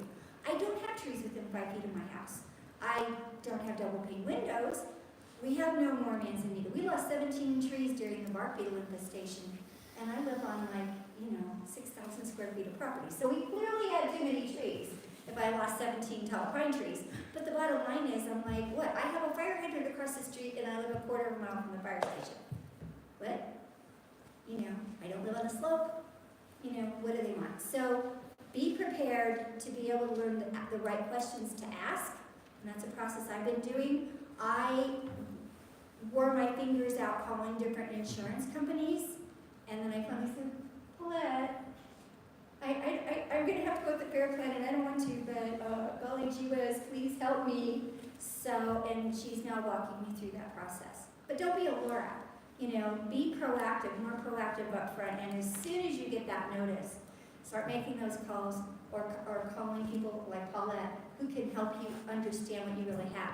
We will be doing a workshop. We're actually going to be doing more than one because we're torn between an evening workshop and a daytime workshop. And so now we're going to be doing one on Thursday evening, June 20th. And it will be down in San Bernardino because we have people coming all the way from Riverside to attend this meeting. And then we'll be doing one on a Saturday as well. I will be sending the information to Patrice, who will get it out to the contacts that we already have for Big Bear, plus anything that you've signed up for over there. Any of you that signed up, you know, you will get that information as well. And it will just be 2 hours of doing nothing but talking about all those pieces and parts of your policy, and then people will actually go through your policy with you. So what else can we do in the meantime? As a Fire Safe Council, again, we are the advocate for you. There's the FireWise discussion. And as Patrice said, she's out there leading the charge for FireWise Sugarloaf. FireWise is not fire safe. I like to say FireWise is a certificate, fire safe is a way of life, okay? To get that certificate, you have to be fire safe. And it's a process where you go through your community with CAL FIRE, which is the state liaison for FireWise, and you do a risk assessment for your community and decide a laundry list of things you need to do, submit that list, you get a certificate. Everybody in Sugarloaf, the community of, once they get that certificate, that will help them with their insurance. It will give them a discount of anywhere from 5 to 15%, even if you're with the California Fair Plan. And it does affect the rating, so it may even influence your renewal, okay? That's the only thing we can offer right now to help you through the Fire Safe Council, is we are going around like we did with Patrice. We're making the connections. You know, we have the FireWise steps to do X. What do you need? You need a community. HOAs are good. Or like Bondskin could be a FireWise community. A FireWise community can be a minimum of 8 properties, structures, 8 dwellings, up to 2,500. So when you get over 2,500, you know, like the city here, then we have to split it maybe in half or in thirds, and then each area could do FireWise. So there are processes, but that's what we're here for. That's what Patrice, once she goes through this process, she's going to be your local FireWise guru, and we'll be able to reach out and help other communities in the area. But we have to form a community which is basically a boundary.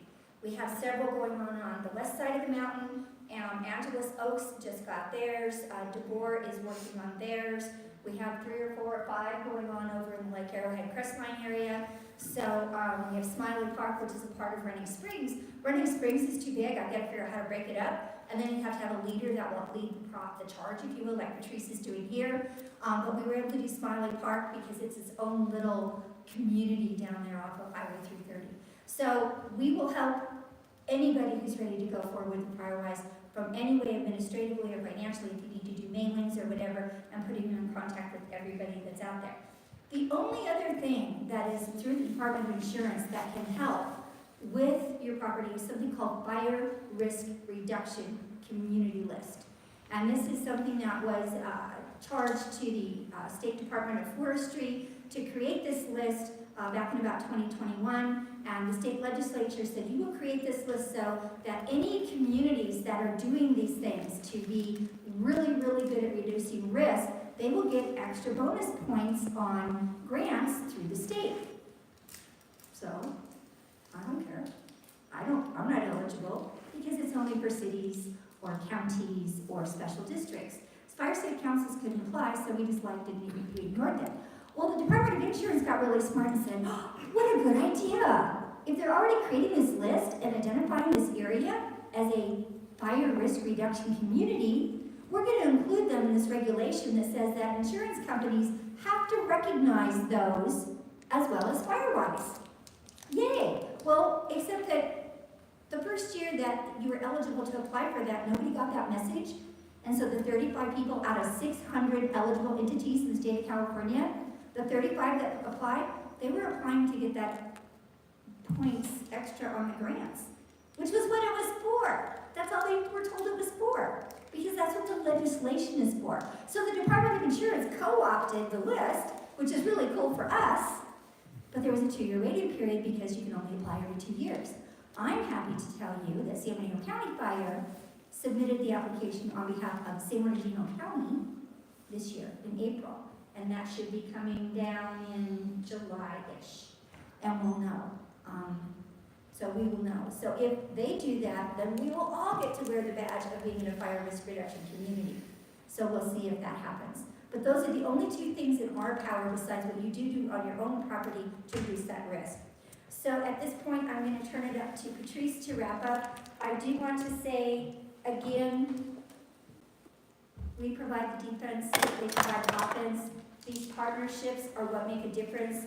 Bear Valley Electric has been fabulous. All of the agencies here have supported Fire Safe Council work, whether it's Big Bear, whether it's Idlewild, Wrightwood, Lake Arrowhead, wherever it is.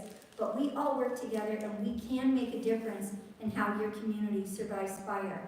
You may have seen our magazines. This one is brand new and you haven't seen it yet. And it is called Living with Wildfire in the Inland Empire, because this, again, I only have 4 copies I brought. This entire magazine is all about being prepared. Are you ready? Okay, we come out with these every year, every other year. We have another one that will be coming out in August, but I'd like to point to the very back. This very back says, be prepared, not surprised. That's what you can do. I like to quote Stephen King, our favorite horror author. He says, there's no harm in hoping for the best, as long as you're prepared for the worst. And with that, I'll turn it over to you. Thank you, Laura. So I want to thank everybody for coming out today. This is really important to our community. And I'm going to do a plea for help. I can't do this by myself. So I know that you've signed, that there's a sign-up sheet in the back. If you are interested in helping be part of a steering committee and ultimately forming a 501c3, which is what the Mountain Rim Council is, that will enable us to go after our own grants in addition to partnering with Mountain Rim Fire Safe Council and trying to get everything we can, all the funding we can into this valley to offset and to supplement what our safety personnel are doing. I believe very strongly, and I'm very close to our fire department, and I want to do everything I can to protect these men and women in addition to protecting ourselves. So if anyone is interested in the sign up, you please put a note. I'll be sending a follow-up email just thanking you all for coming. But if you're interested, would love to just get together and start to form a plan to do all the wonderful things. Laura's been sort of championing this for the past several years since our own Fire Safe Council dissolved, and it's time we take back the ownership and then work with them to do things specifically for our valley. So I hope that you found this informative. I hope you found information. I will open it up to questions for the folks up here. It would be helpful. We are broadcasting this live as well as it's being recorded for Big Bear City TV, and there will be a link sent out. So, and that'll go in your email as well, so you can follow up. Please educate your friends if folks weren't able to come here. I'll be posting the links on all the social media and all the outlets, beginning with the city of Big Bear Lake, because we really want to take back our valley. We want to make our property safe. We want to make our firefighters safe. We just want to make this a defensible space and home-hardened community. As Paulette had mentioned, this Firewise certification that we're going for will help, as Laura mentioned as well, help offset the cost of our insurance. So please get involved, please keep in touch, and we'll continue to notify you of meetings and of updates and of information. And all the information that she spoke of today will be posted on the Fire Safe, Big Bear Fire Safe now. Fire Safe, Big Bear.org. Fire Safe, Sorry, it's been a long day, folks. So thank you. So if anybody has any questions, if it's a general question that might help the folks on TV or might help folks in the audience, the floor is open. Just direct it to CAL FIRE or Big Bear Fire or Paulette or Kayla, whoever. Does anybody have any questions that they'd like answered now? I'd just like to share that the cover photo is from a fire in Big Bear. So Big Bear Fire graciously provided that for us, and somewhere the photo got. It's on Maple, It's that's on on Maple, Maple, so, out near Sugarloaf. yeah, so, Yeah. thank you. So And we will be providing copies of these to all of our first responder entities, as well as Bear Valley Electric and Kayla and anybody else. We have boxes and boxes and boxes that we'll be handing out to you guys to share, okay? So do we have any questions for anybody here in the group before we go? Mr. Trump? Does your program have a way to create an emergency plan when we do have a fire? I mean, or is it just prevention? So that would actually be a question for the Big Bear Fire Department, and the city council entity. There is so are you asking about the community? I'm asking, if we get involved, Yes. is this just prevention of fire? Or I'm referring to the fire we just had and no one knew what to do. Sure. I want to be involved in making sure I never feel that way again. Absolutely. So Yeah. so the Fire State Council is a administration. Okay, it is about preparedness, prevention,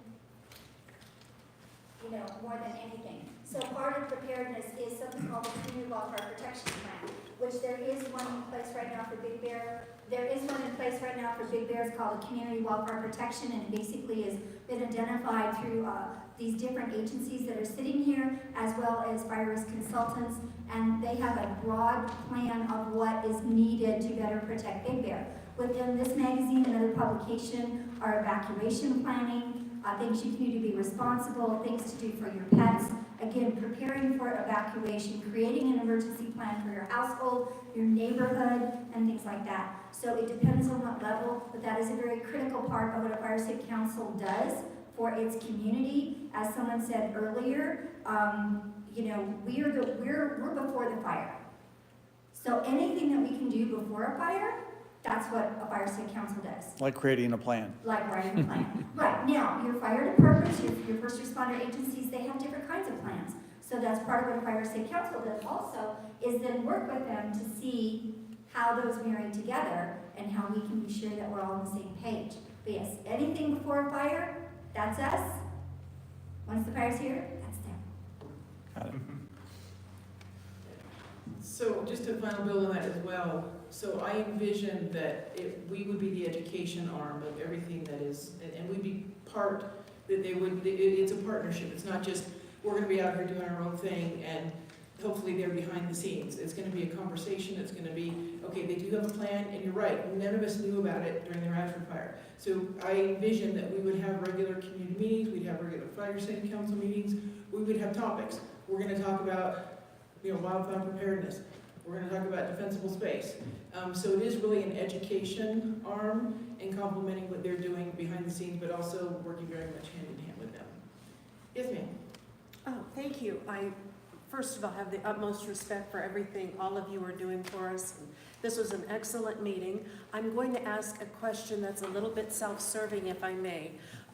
We live in a Big Bear Shores RV resort that's got 170 lots, where we purchased our lots and we place our RVs, and then we build our outdoor kitchens.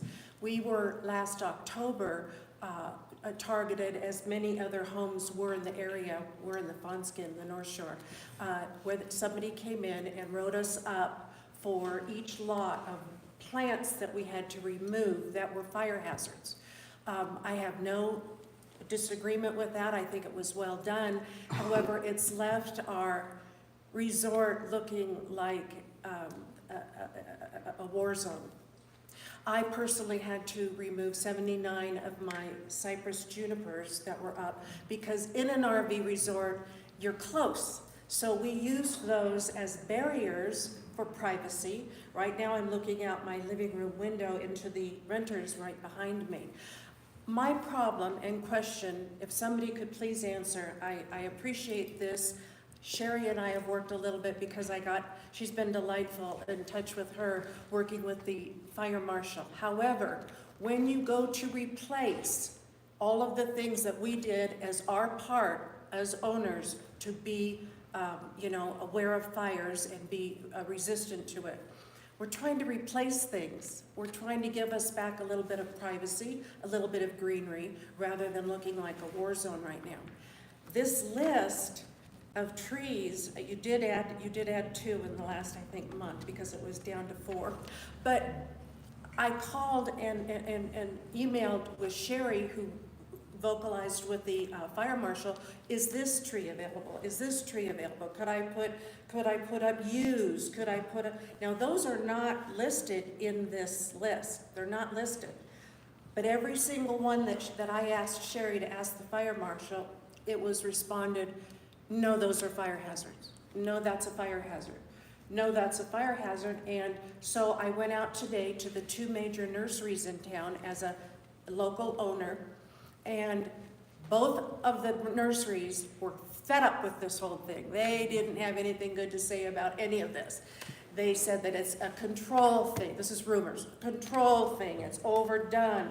They've gone overboard. They've made people take things out that are not reasonable. My question to you is twofold. If this is the only list out there, and I'm wearing Sherry out with emails because the poor fire marshal just says, rightfully so, because he's not going to, now I realize, he's not going to put anything in writing. Oh no, that's not a fire hazard, right? So everything's a fire hazard.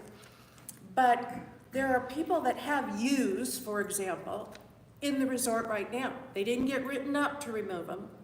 They didn't get written up to remove these yews. They're tall, they're beautiful, they would give us privacy. But I cannot replace my junipers with these yews, or I've got a whole list of other plants that I've called Sherry about. Where is the consistency with what is going on in giving us a letter last October? We had 3 weeks to be compliant when we were all closing up our lots for the winter, but we did it because we did our part. But it's very heartfelt to see us do our part, and yet when I call on certain plants that aren't the 6 that are in here, no, you cannot plant those, and yet they're already planted all over the resort. You see my point? I do, and I'm gonna try to respond, and that the agencies can help me, because I think I have the answer. Thank you. Because I've already had this issue. Okay. So first of all, the county, you're in San Bernardino County. So you're being, your home's being addressed by the county fire marshal versus the Big Bear fire marshal. So when you're talking to Sherry, you're talking to the Big Bear fire marshal. And that particular brochure, there are some additional plantings. We need to get that reprinted.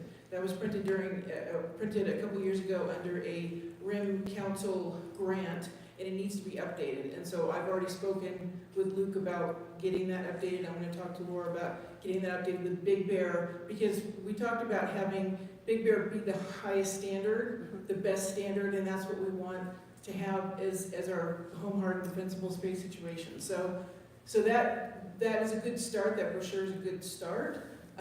And there is a document, a printed document that you can download from their website that does have all those U's and everything on there. I don't know if county considers those as current high flammable items. So there's a disconnect there where you're talking to the Big Bear Fire Department and you were given a citation by a county fire marshal. So there's just a little difference. And we're going to work it together, because this fire council isn't going to be discriminatory against Fawnskin. We want you to be as, we want, because a fire isn't going to stop at the Fawnskin border. So we want to make sure that we're all compliant.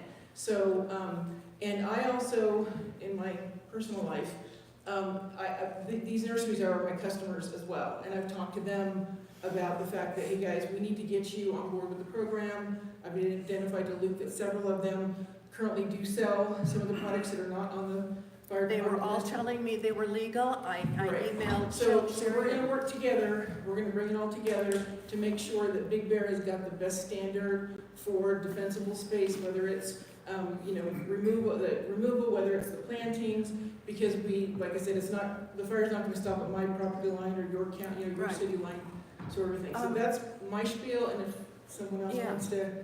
I'd love to hear what somebody would say. What can you plant now? Because we're all sitting here with no privacy, and we want to do our planting now, the season for planting. and we want to plant, can anyone address, there's plants that are in our resort that are not, that are considered fire hazards. I think it's important what Patrice touched on is that you have a document that was funded through another entity. It wasn't Mountain Rim, but it's another entity. And you're dealing with two different fire departments, and they're allowed to have different criteria that they look at. But also, what you have in your hand is a guide. I'm not aware that Big Bear Fire, says that thou shalt not do any tree but these. So this is just suggested. A guide. A guide. And San Bernardino County will tell you, no cypress, no manzanita, no junipers. Right. But again, it's those, because those are extremely flammable. What I'm going to ask you, and what is your name? Candace. Candace. What I'm going to asking you is, this is exactly an opportunity that the Fire Safe Council needs. This is a subcommittee of the Fire Safe Council. How do we get together and create a really good planting guide that talks about drought resistant, fire resistant, not fireproof. Distance between each other. Exactly. And years ago, Mountain Rim was part of something called the Mountain Communities Wildfire Relay, which was with the Mojave Desert Resource Conservation District.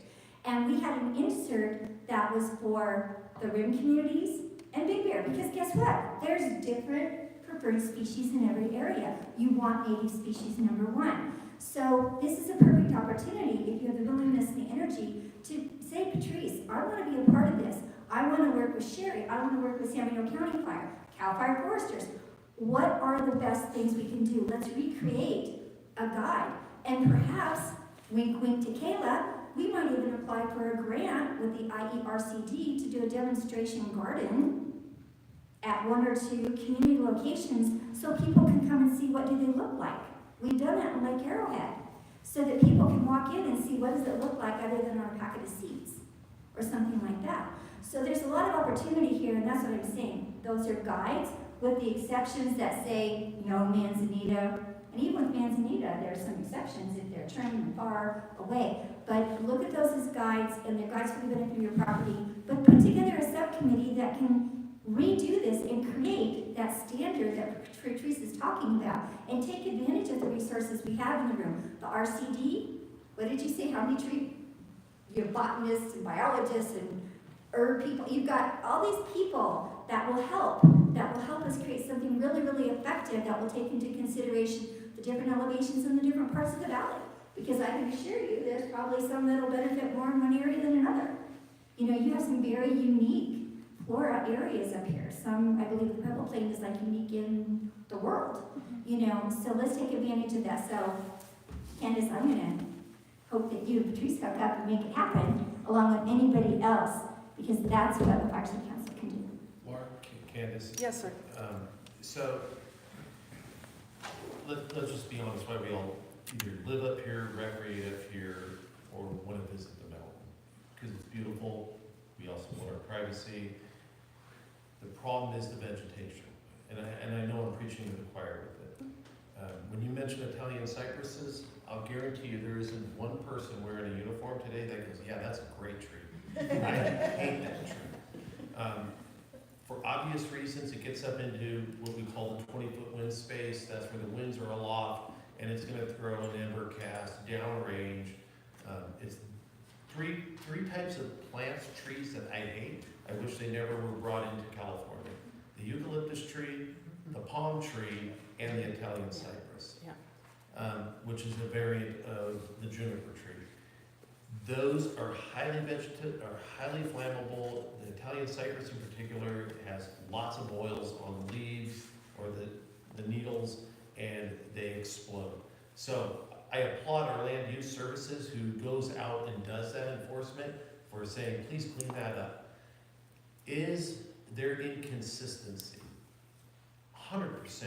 We work in the government. Thank you. If you think that the government does anything inconsistent, please let me know, because I sometimes struggle with it, especially when I pay taxes. So that being said, I've requested that from our fire marshal's office, do we have, which I know we do, and Dave Haas would be another good resource, do we have an appropriate listing of trees or shrubs that should go in? From a structure defense perspective, anything that's green that's up against your house or against your neighbor's house or screened for privacy is flammable and it's going to cause you problems. It doesn't help you when it comes to privacy. We understand.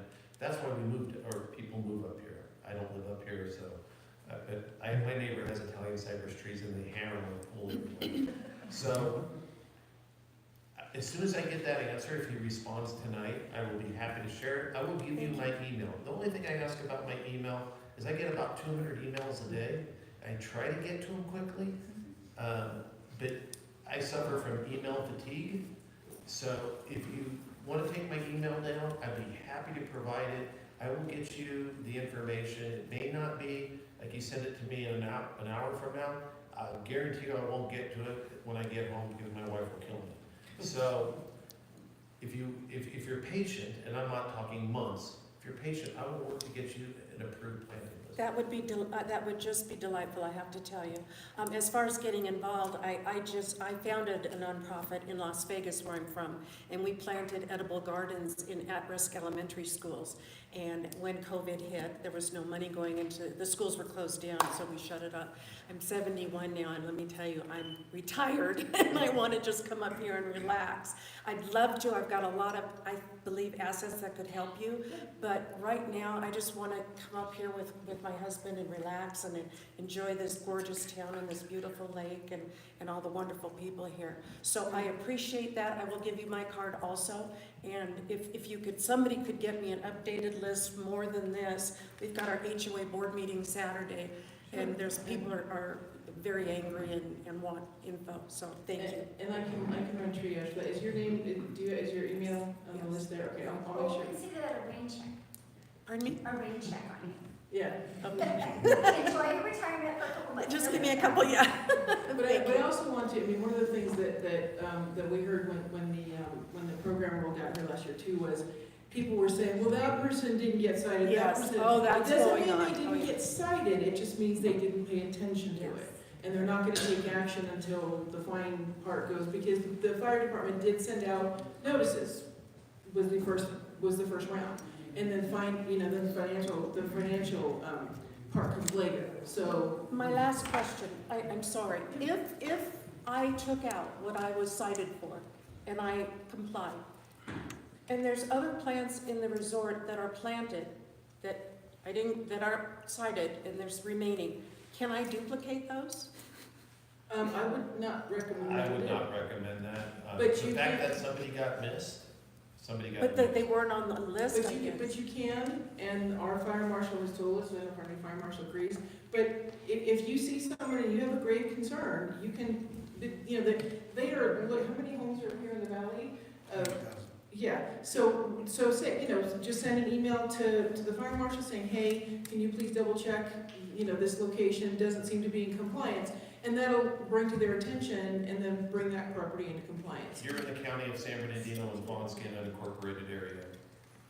The enforcement arm of fire hazard abatement is our land use services division. They have a plethora of websites. You're gonna get pounded with websites. Land use services for San Land Bernardino. use services. Okay, So- thank you. And that's for And county folks. Everyone else would be Big Bear Fire Department. Very good. Yeah, that's- Very good. Yes, ma'am. Hi, I have a question with following that of being a request. We're long-time residents, 40 plus years up here. When we built our house, we built it as fire safe as we possibly could, probably exceed most things. Thank you to every single one of you in your organizations, because of the work you've done, we knew what we had to do, and we've done it.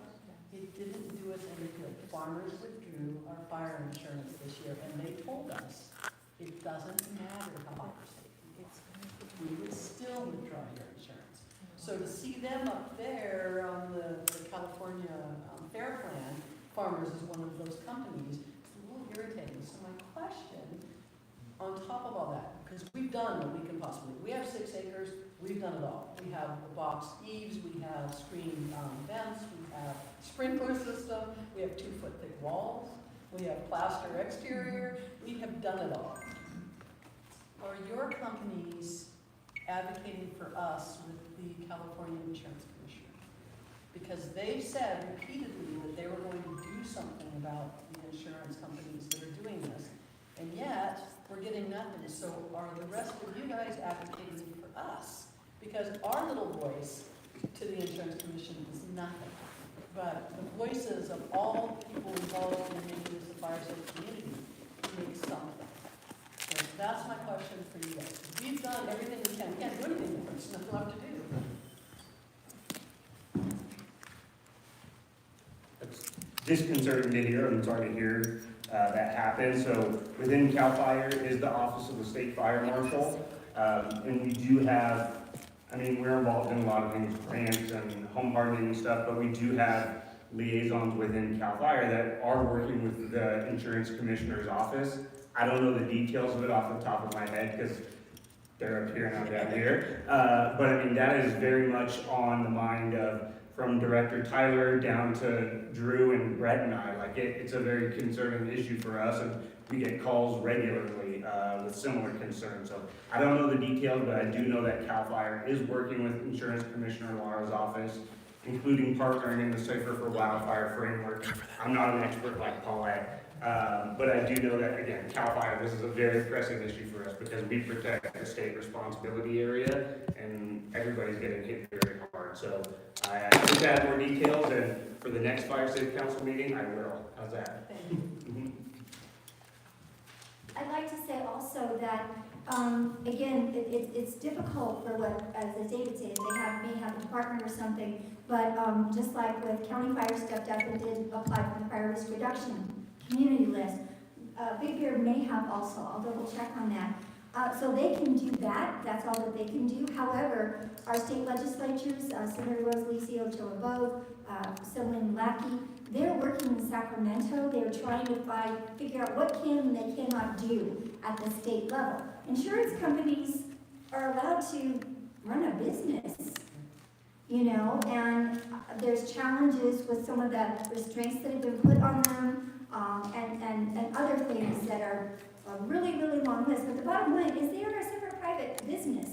And so making that have a good business environment for insurance companies is something they are working on in Sacramento. Mount Vernon Fire Safe Council has a board member who is part of the State Association of Realtors. She spends half her life in Sacramento marching through those halls, advocating for property owners, and most recently it has been about insurance issues. And she reports back regularly to us, and we pass that on. And again, and Paulette does the same thing. And the workshops will be, hopefully have somebody there from the Department of Insurance that can talk a little further. Maybe somebody from the California Fair Plan. I think it's really important what Paulette shared is that the California Fair Plan is not a state agency. And it's certainly not CAL FIRE, which I also hear that CAL FIRE is my insurance company, it's like, no, they're not. So there's a lot of is going on behind the scenes in a lot of ways trying to come up with bringing sense to this whole thing. And if you have more specific questions, you know, Paulette will be here for a while and you can speak with her. But Laura, yes. for those looking for San Bernardino County's approved plant types, it's available through our land use services. If you go to fire hazard abatement, they list a series, just looking at it off the top, there looks like maybe 20, close to 20 plant types that are considered low fire hazard and have low moisture requirements. And it's all on their website. And what is the website again? The website is, it's not populating the way I was hoping, that if you go to San Bernardino, type in land use services, San Bernardino County, and go to fire hazard abatement, I'll go backwards on it. Go to fire hazard abatement, and then at the bottom, it's under resources, low fire hazard plant list. Thank you very much. And again, that's county. Those of us in Big Bear, it's gonna be. I understand the difference Yeah, now, I just think absolutely. everybody copying that down, Yeah. so, because I don't want to, yes, Randy. No, but I do understand the difference. Thank Yeah. you, thank you. So Randy Putz, council member for the city of Big Bear Lake and also director for the Big Bear Fire Authority. A couple comments and then a question. First of all, I want to thank all of our partner agencies for making a great showing tonight, for your support with this effort, and also your ongoing support. It's very easy to take all of what you do for granted until we really need it, and thank you for all your efforts on that. Laura, thank you for your support with this, and Patrice, thank you for your persistence over the years on helping bring this together. So I appreciate all of you. My question is, and I guess this would be directed to the Forest Service, can you give us an update on the North Shore fuel reduction program, where that's at relative to any hurdles it may have? And then a two-part question. The other part would be, if you could just give us a brief idea of how you balance, at least in the forest area, our safety and being fire-wise with protecting all the wonderful plants and species and animals that is part of the reason that we're here.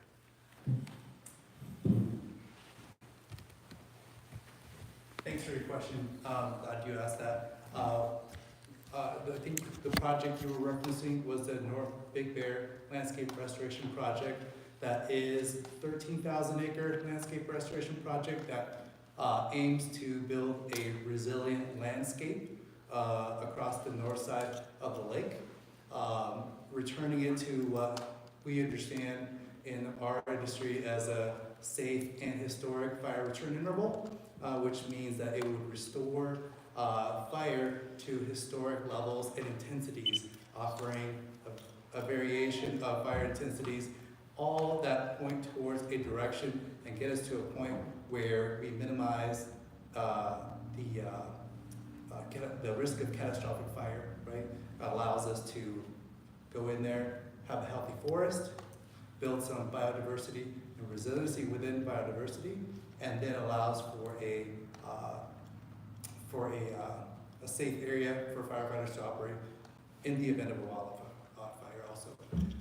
But as far as implementation, we are still on a kind of in litigation for that, and so I can't really comment on that, but I will say that for all of our projects, we are always in the implementation planning phase. Also, even when we're in the analysis planning phase, it's always part of what we do, and so all the projects that we have that are in the planning phase, we're also planning for implementation, and that's pretty much what I can say. One of the other things that's really exciting about this project is that we have a lot of what some of our partners mentioned is partner support, right? It's different now. We are in a different position now than we were 10 years ago with the wildland fire crisis strategy. It incorporates and values our partners to build that consistency that we sometimes struggle with, right? And so by that, we will be able to not only plan for this project and but implement in a consistent basis from here on out, knowing that we can actually do some of the things without suffering from some of the oscillations that we have in planning, funding, and priorities, right? And so that's pretty much what I can say about North Big Bear. Super excited. There's a lot of things going on, such as conservation finance, which is a way for us to finance some of the work, find direct beneficiaries from these landscape restoration project implementations, such as water availability, water quality, tourism, and things of that sort. And what was your second question? Well, how you balance keeping our community safe in terms of fire with protecting our natural environment. Yeah, and so that ties into resiliency, right? And so if we have a resilient landscape, it not only promotes biodiversity and what Laura described as a very sensitive landscape when it comes to botanicals. We have some of the rarest botanical resources on this mountain here, and so it's a balance between managing for resiliency and preserving all the biodiversity that we have out here, both flora, fauna, and also our heritage resources. So if we are successful in implementing that as partners, as a group, as a community, we'll move into an area where we are successful in not only building resiliency, but fighting fire and keeping firefighters safe and promoting biodiversity in our landscape. Thank you.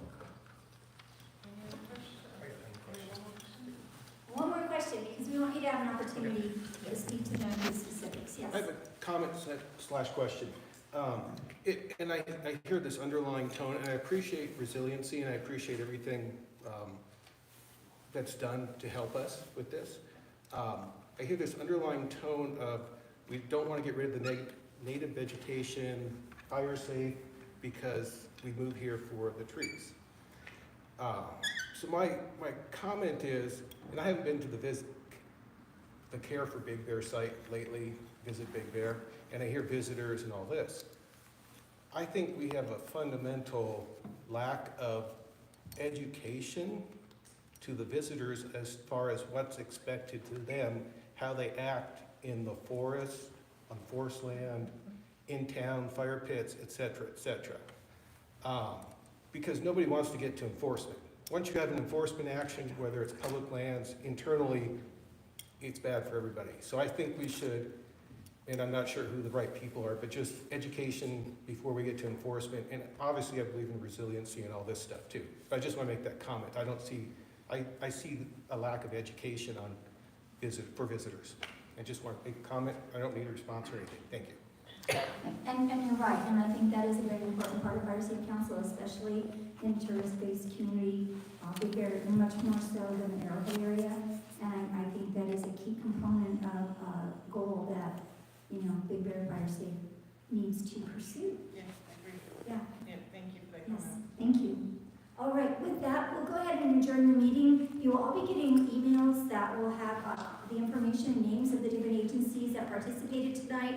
You will get information of the upcoming insurance workshop. Like I said, the first one is June 20th, which is a Thursday evening. Paulette will be the featured speaker there, and she'll walk you through, hold your hand, dry your tears, and dealing with your insurance.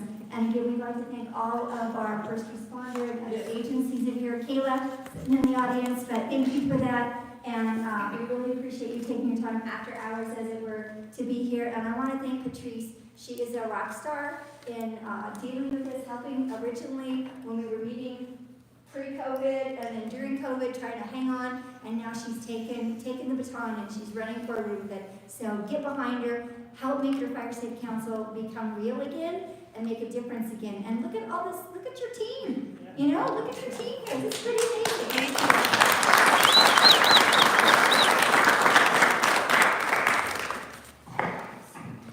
Yes, I want to personally thank everyone, CAL FIRE, Big Bear Fire, US Forest Service, Big Bear Valley Electric, San Bernardino County Fire, Kayla, Paulette, thank you guys so much for all of your support here. I really appreciate it. So let's make this happen, and let's really get behind this and make our community the model community for all of the country in terms of what a fire safe community is. So thank you very much. The folks will be here if you have specific questions. They'll be here for a few minutes before they head back to their respective folks. So please take advantage of the resources you have here. And again, everything will be sent to you via email, so make sure your email is on that list back there. Thank you guys. Have a good night.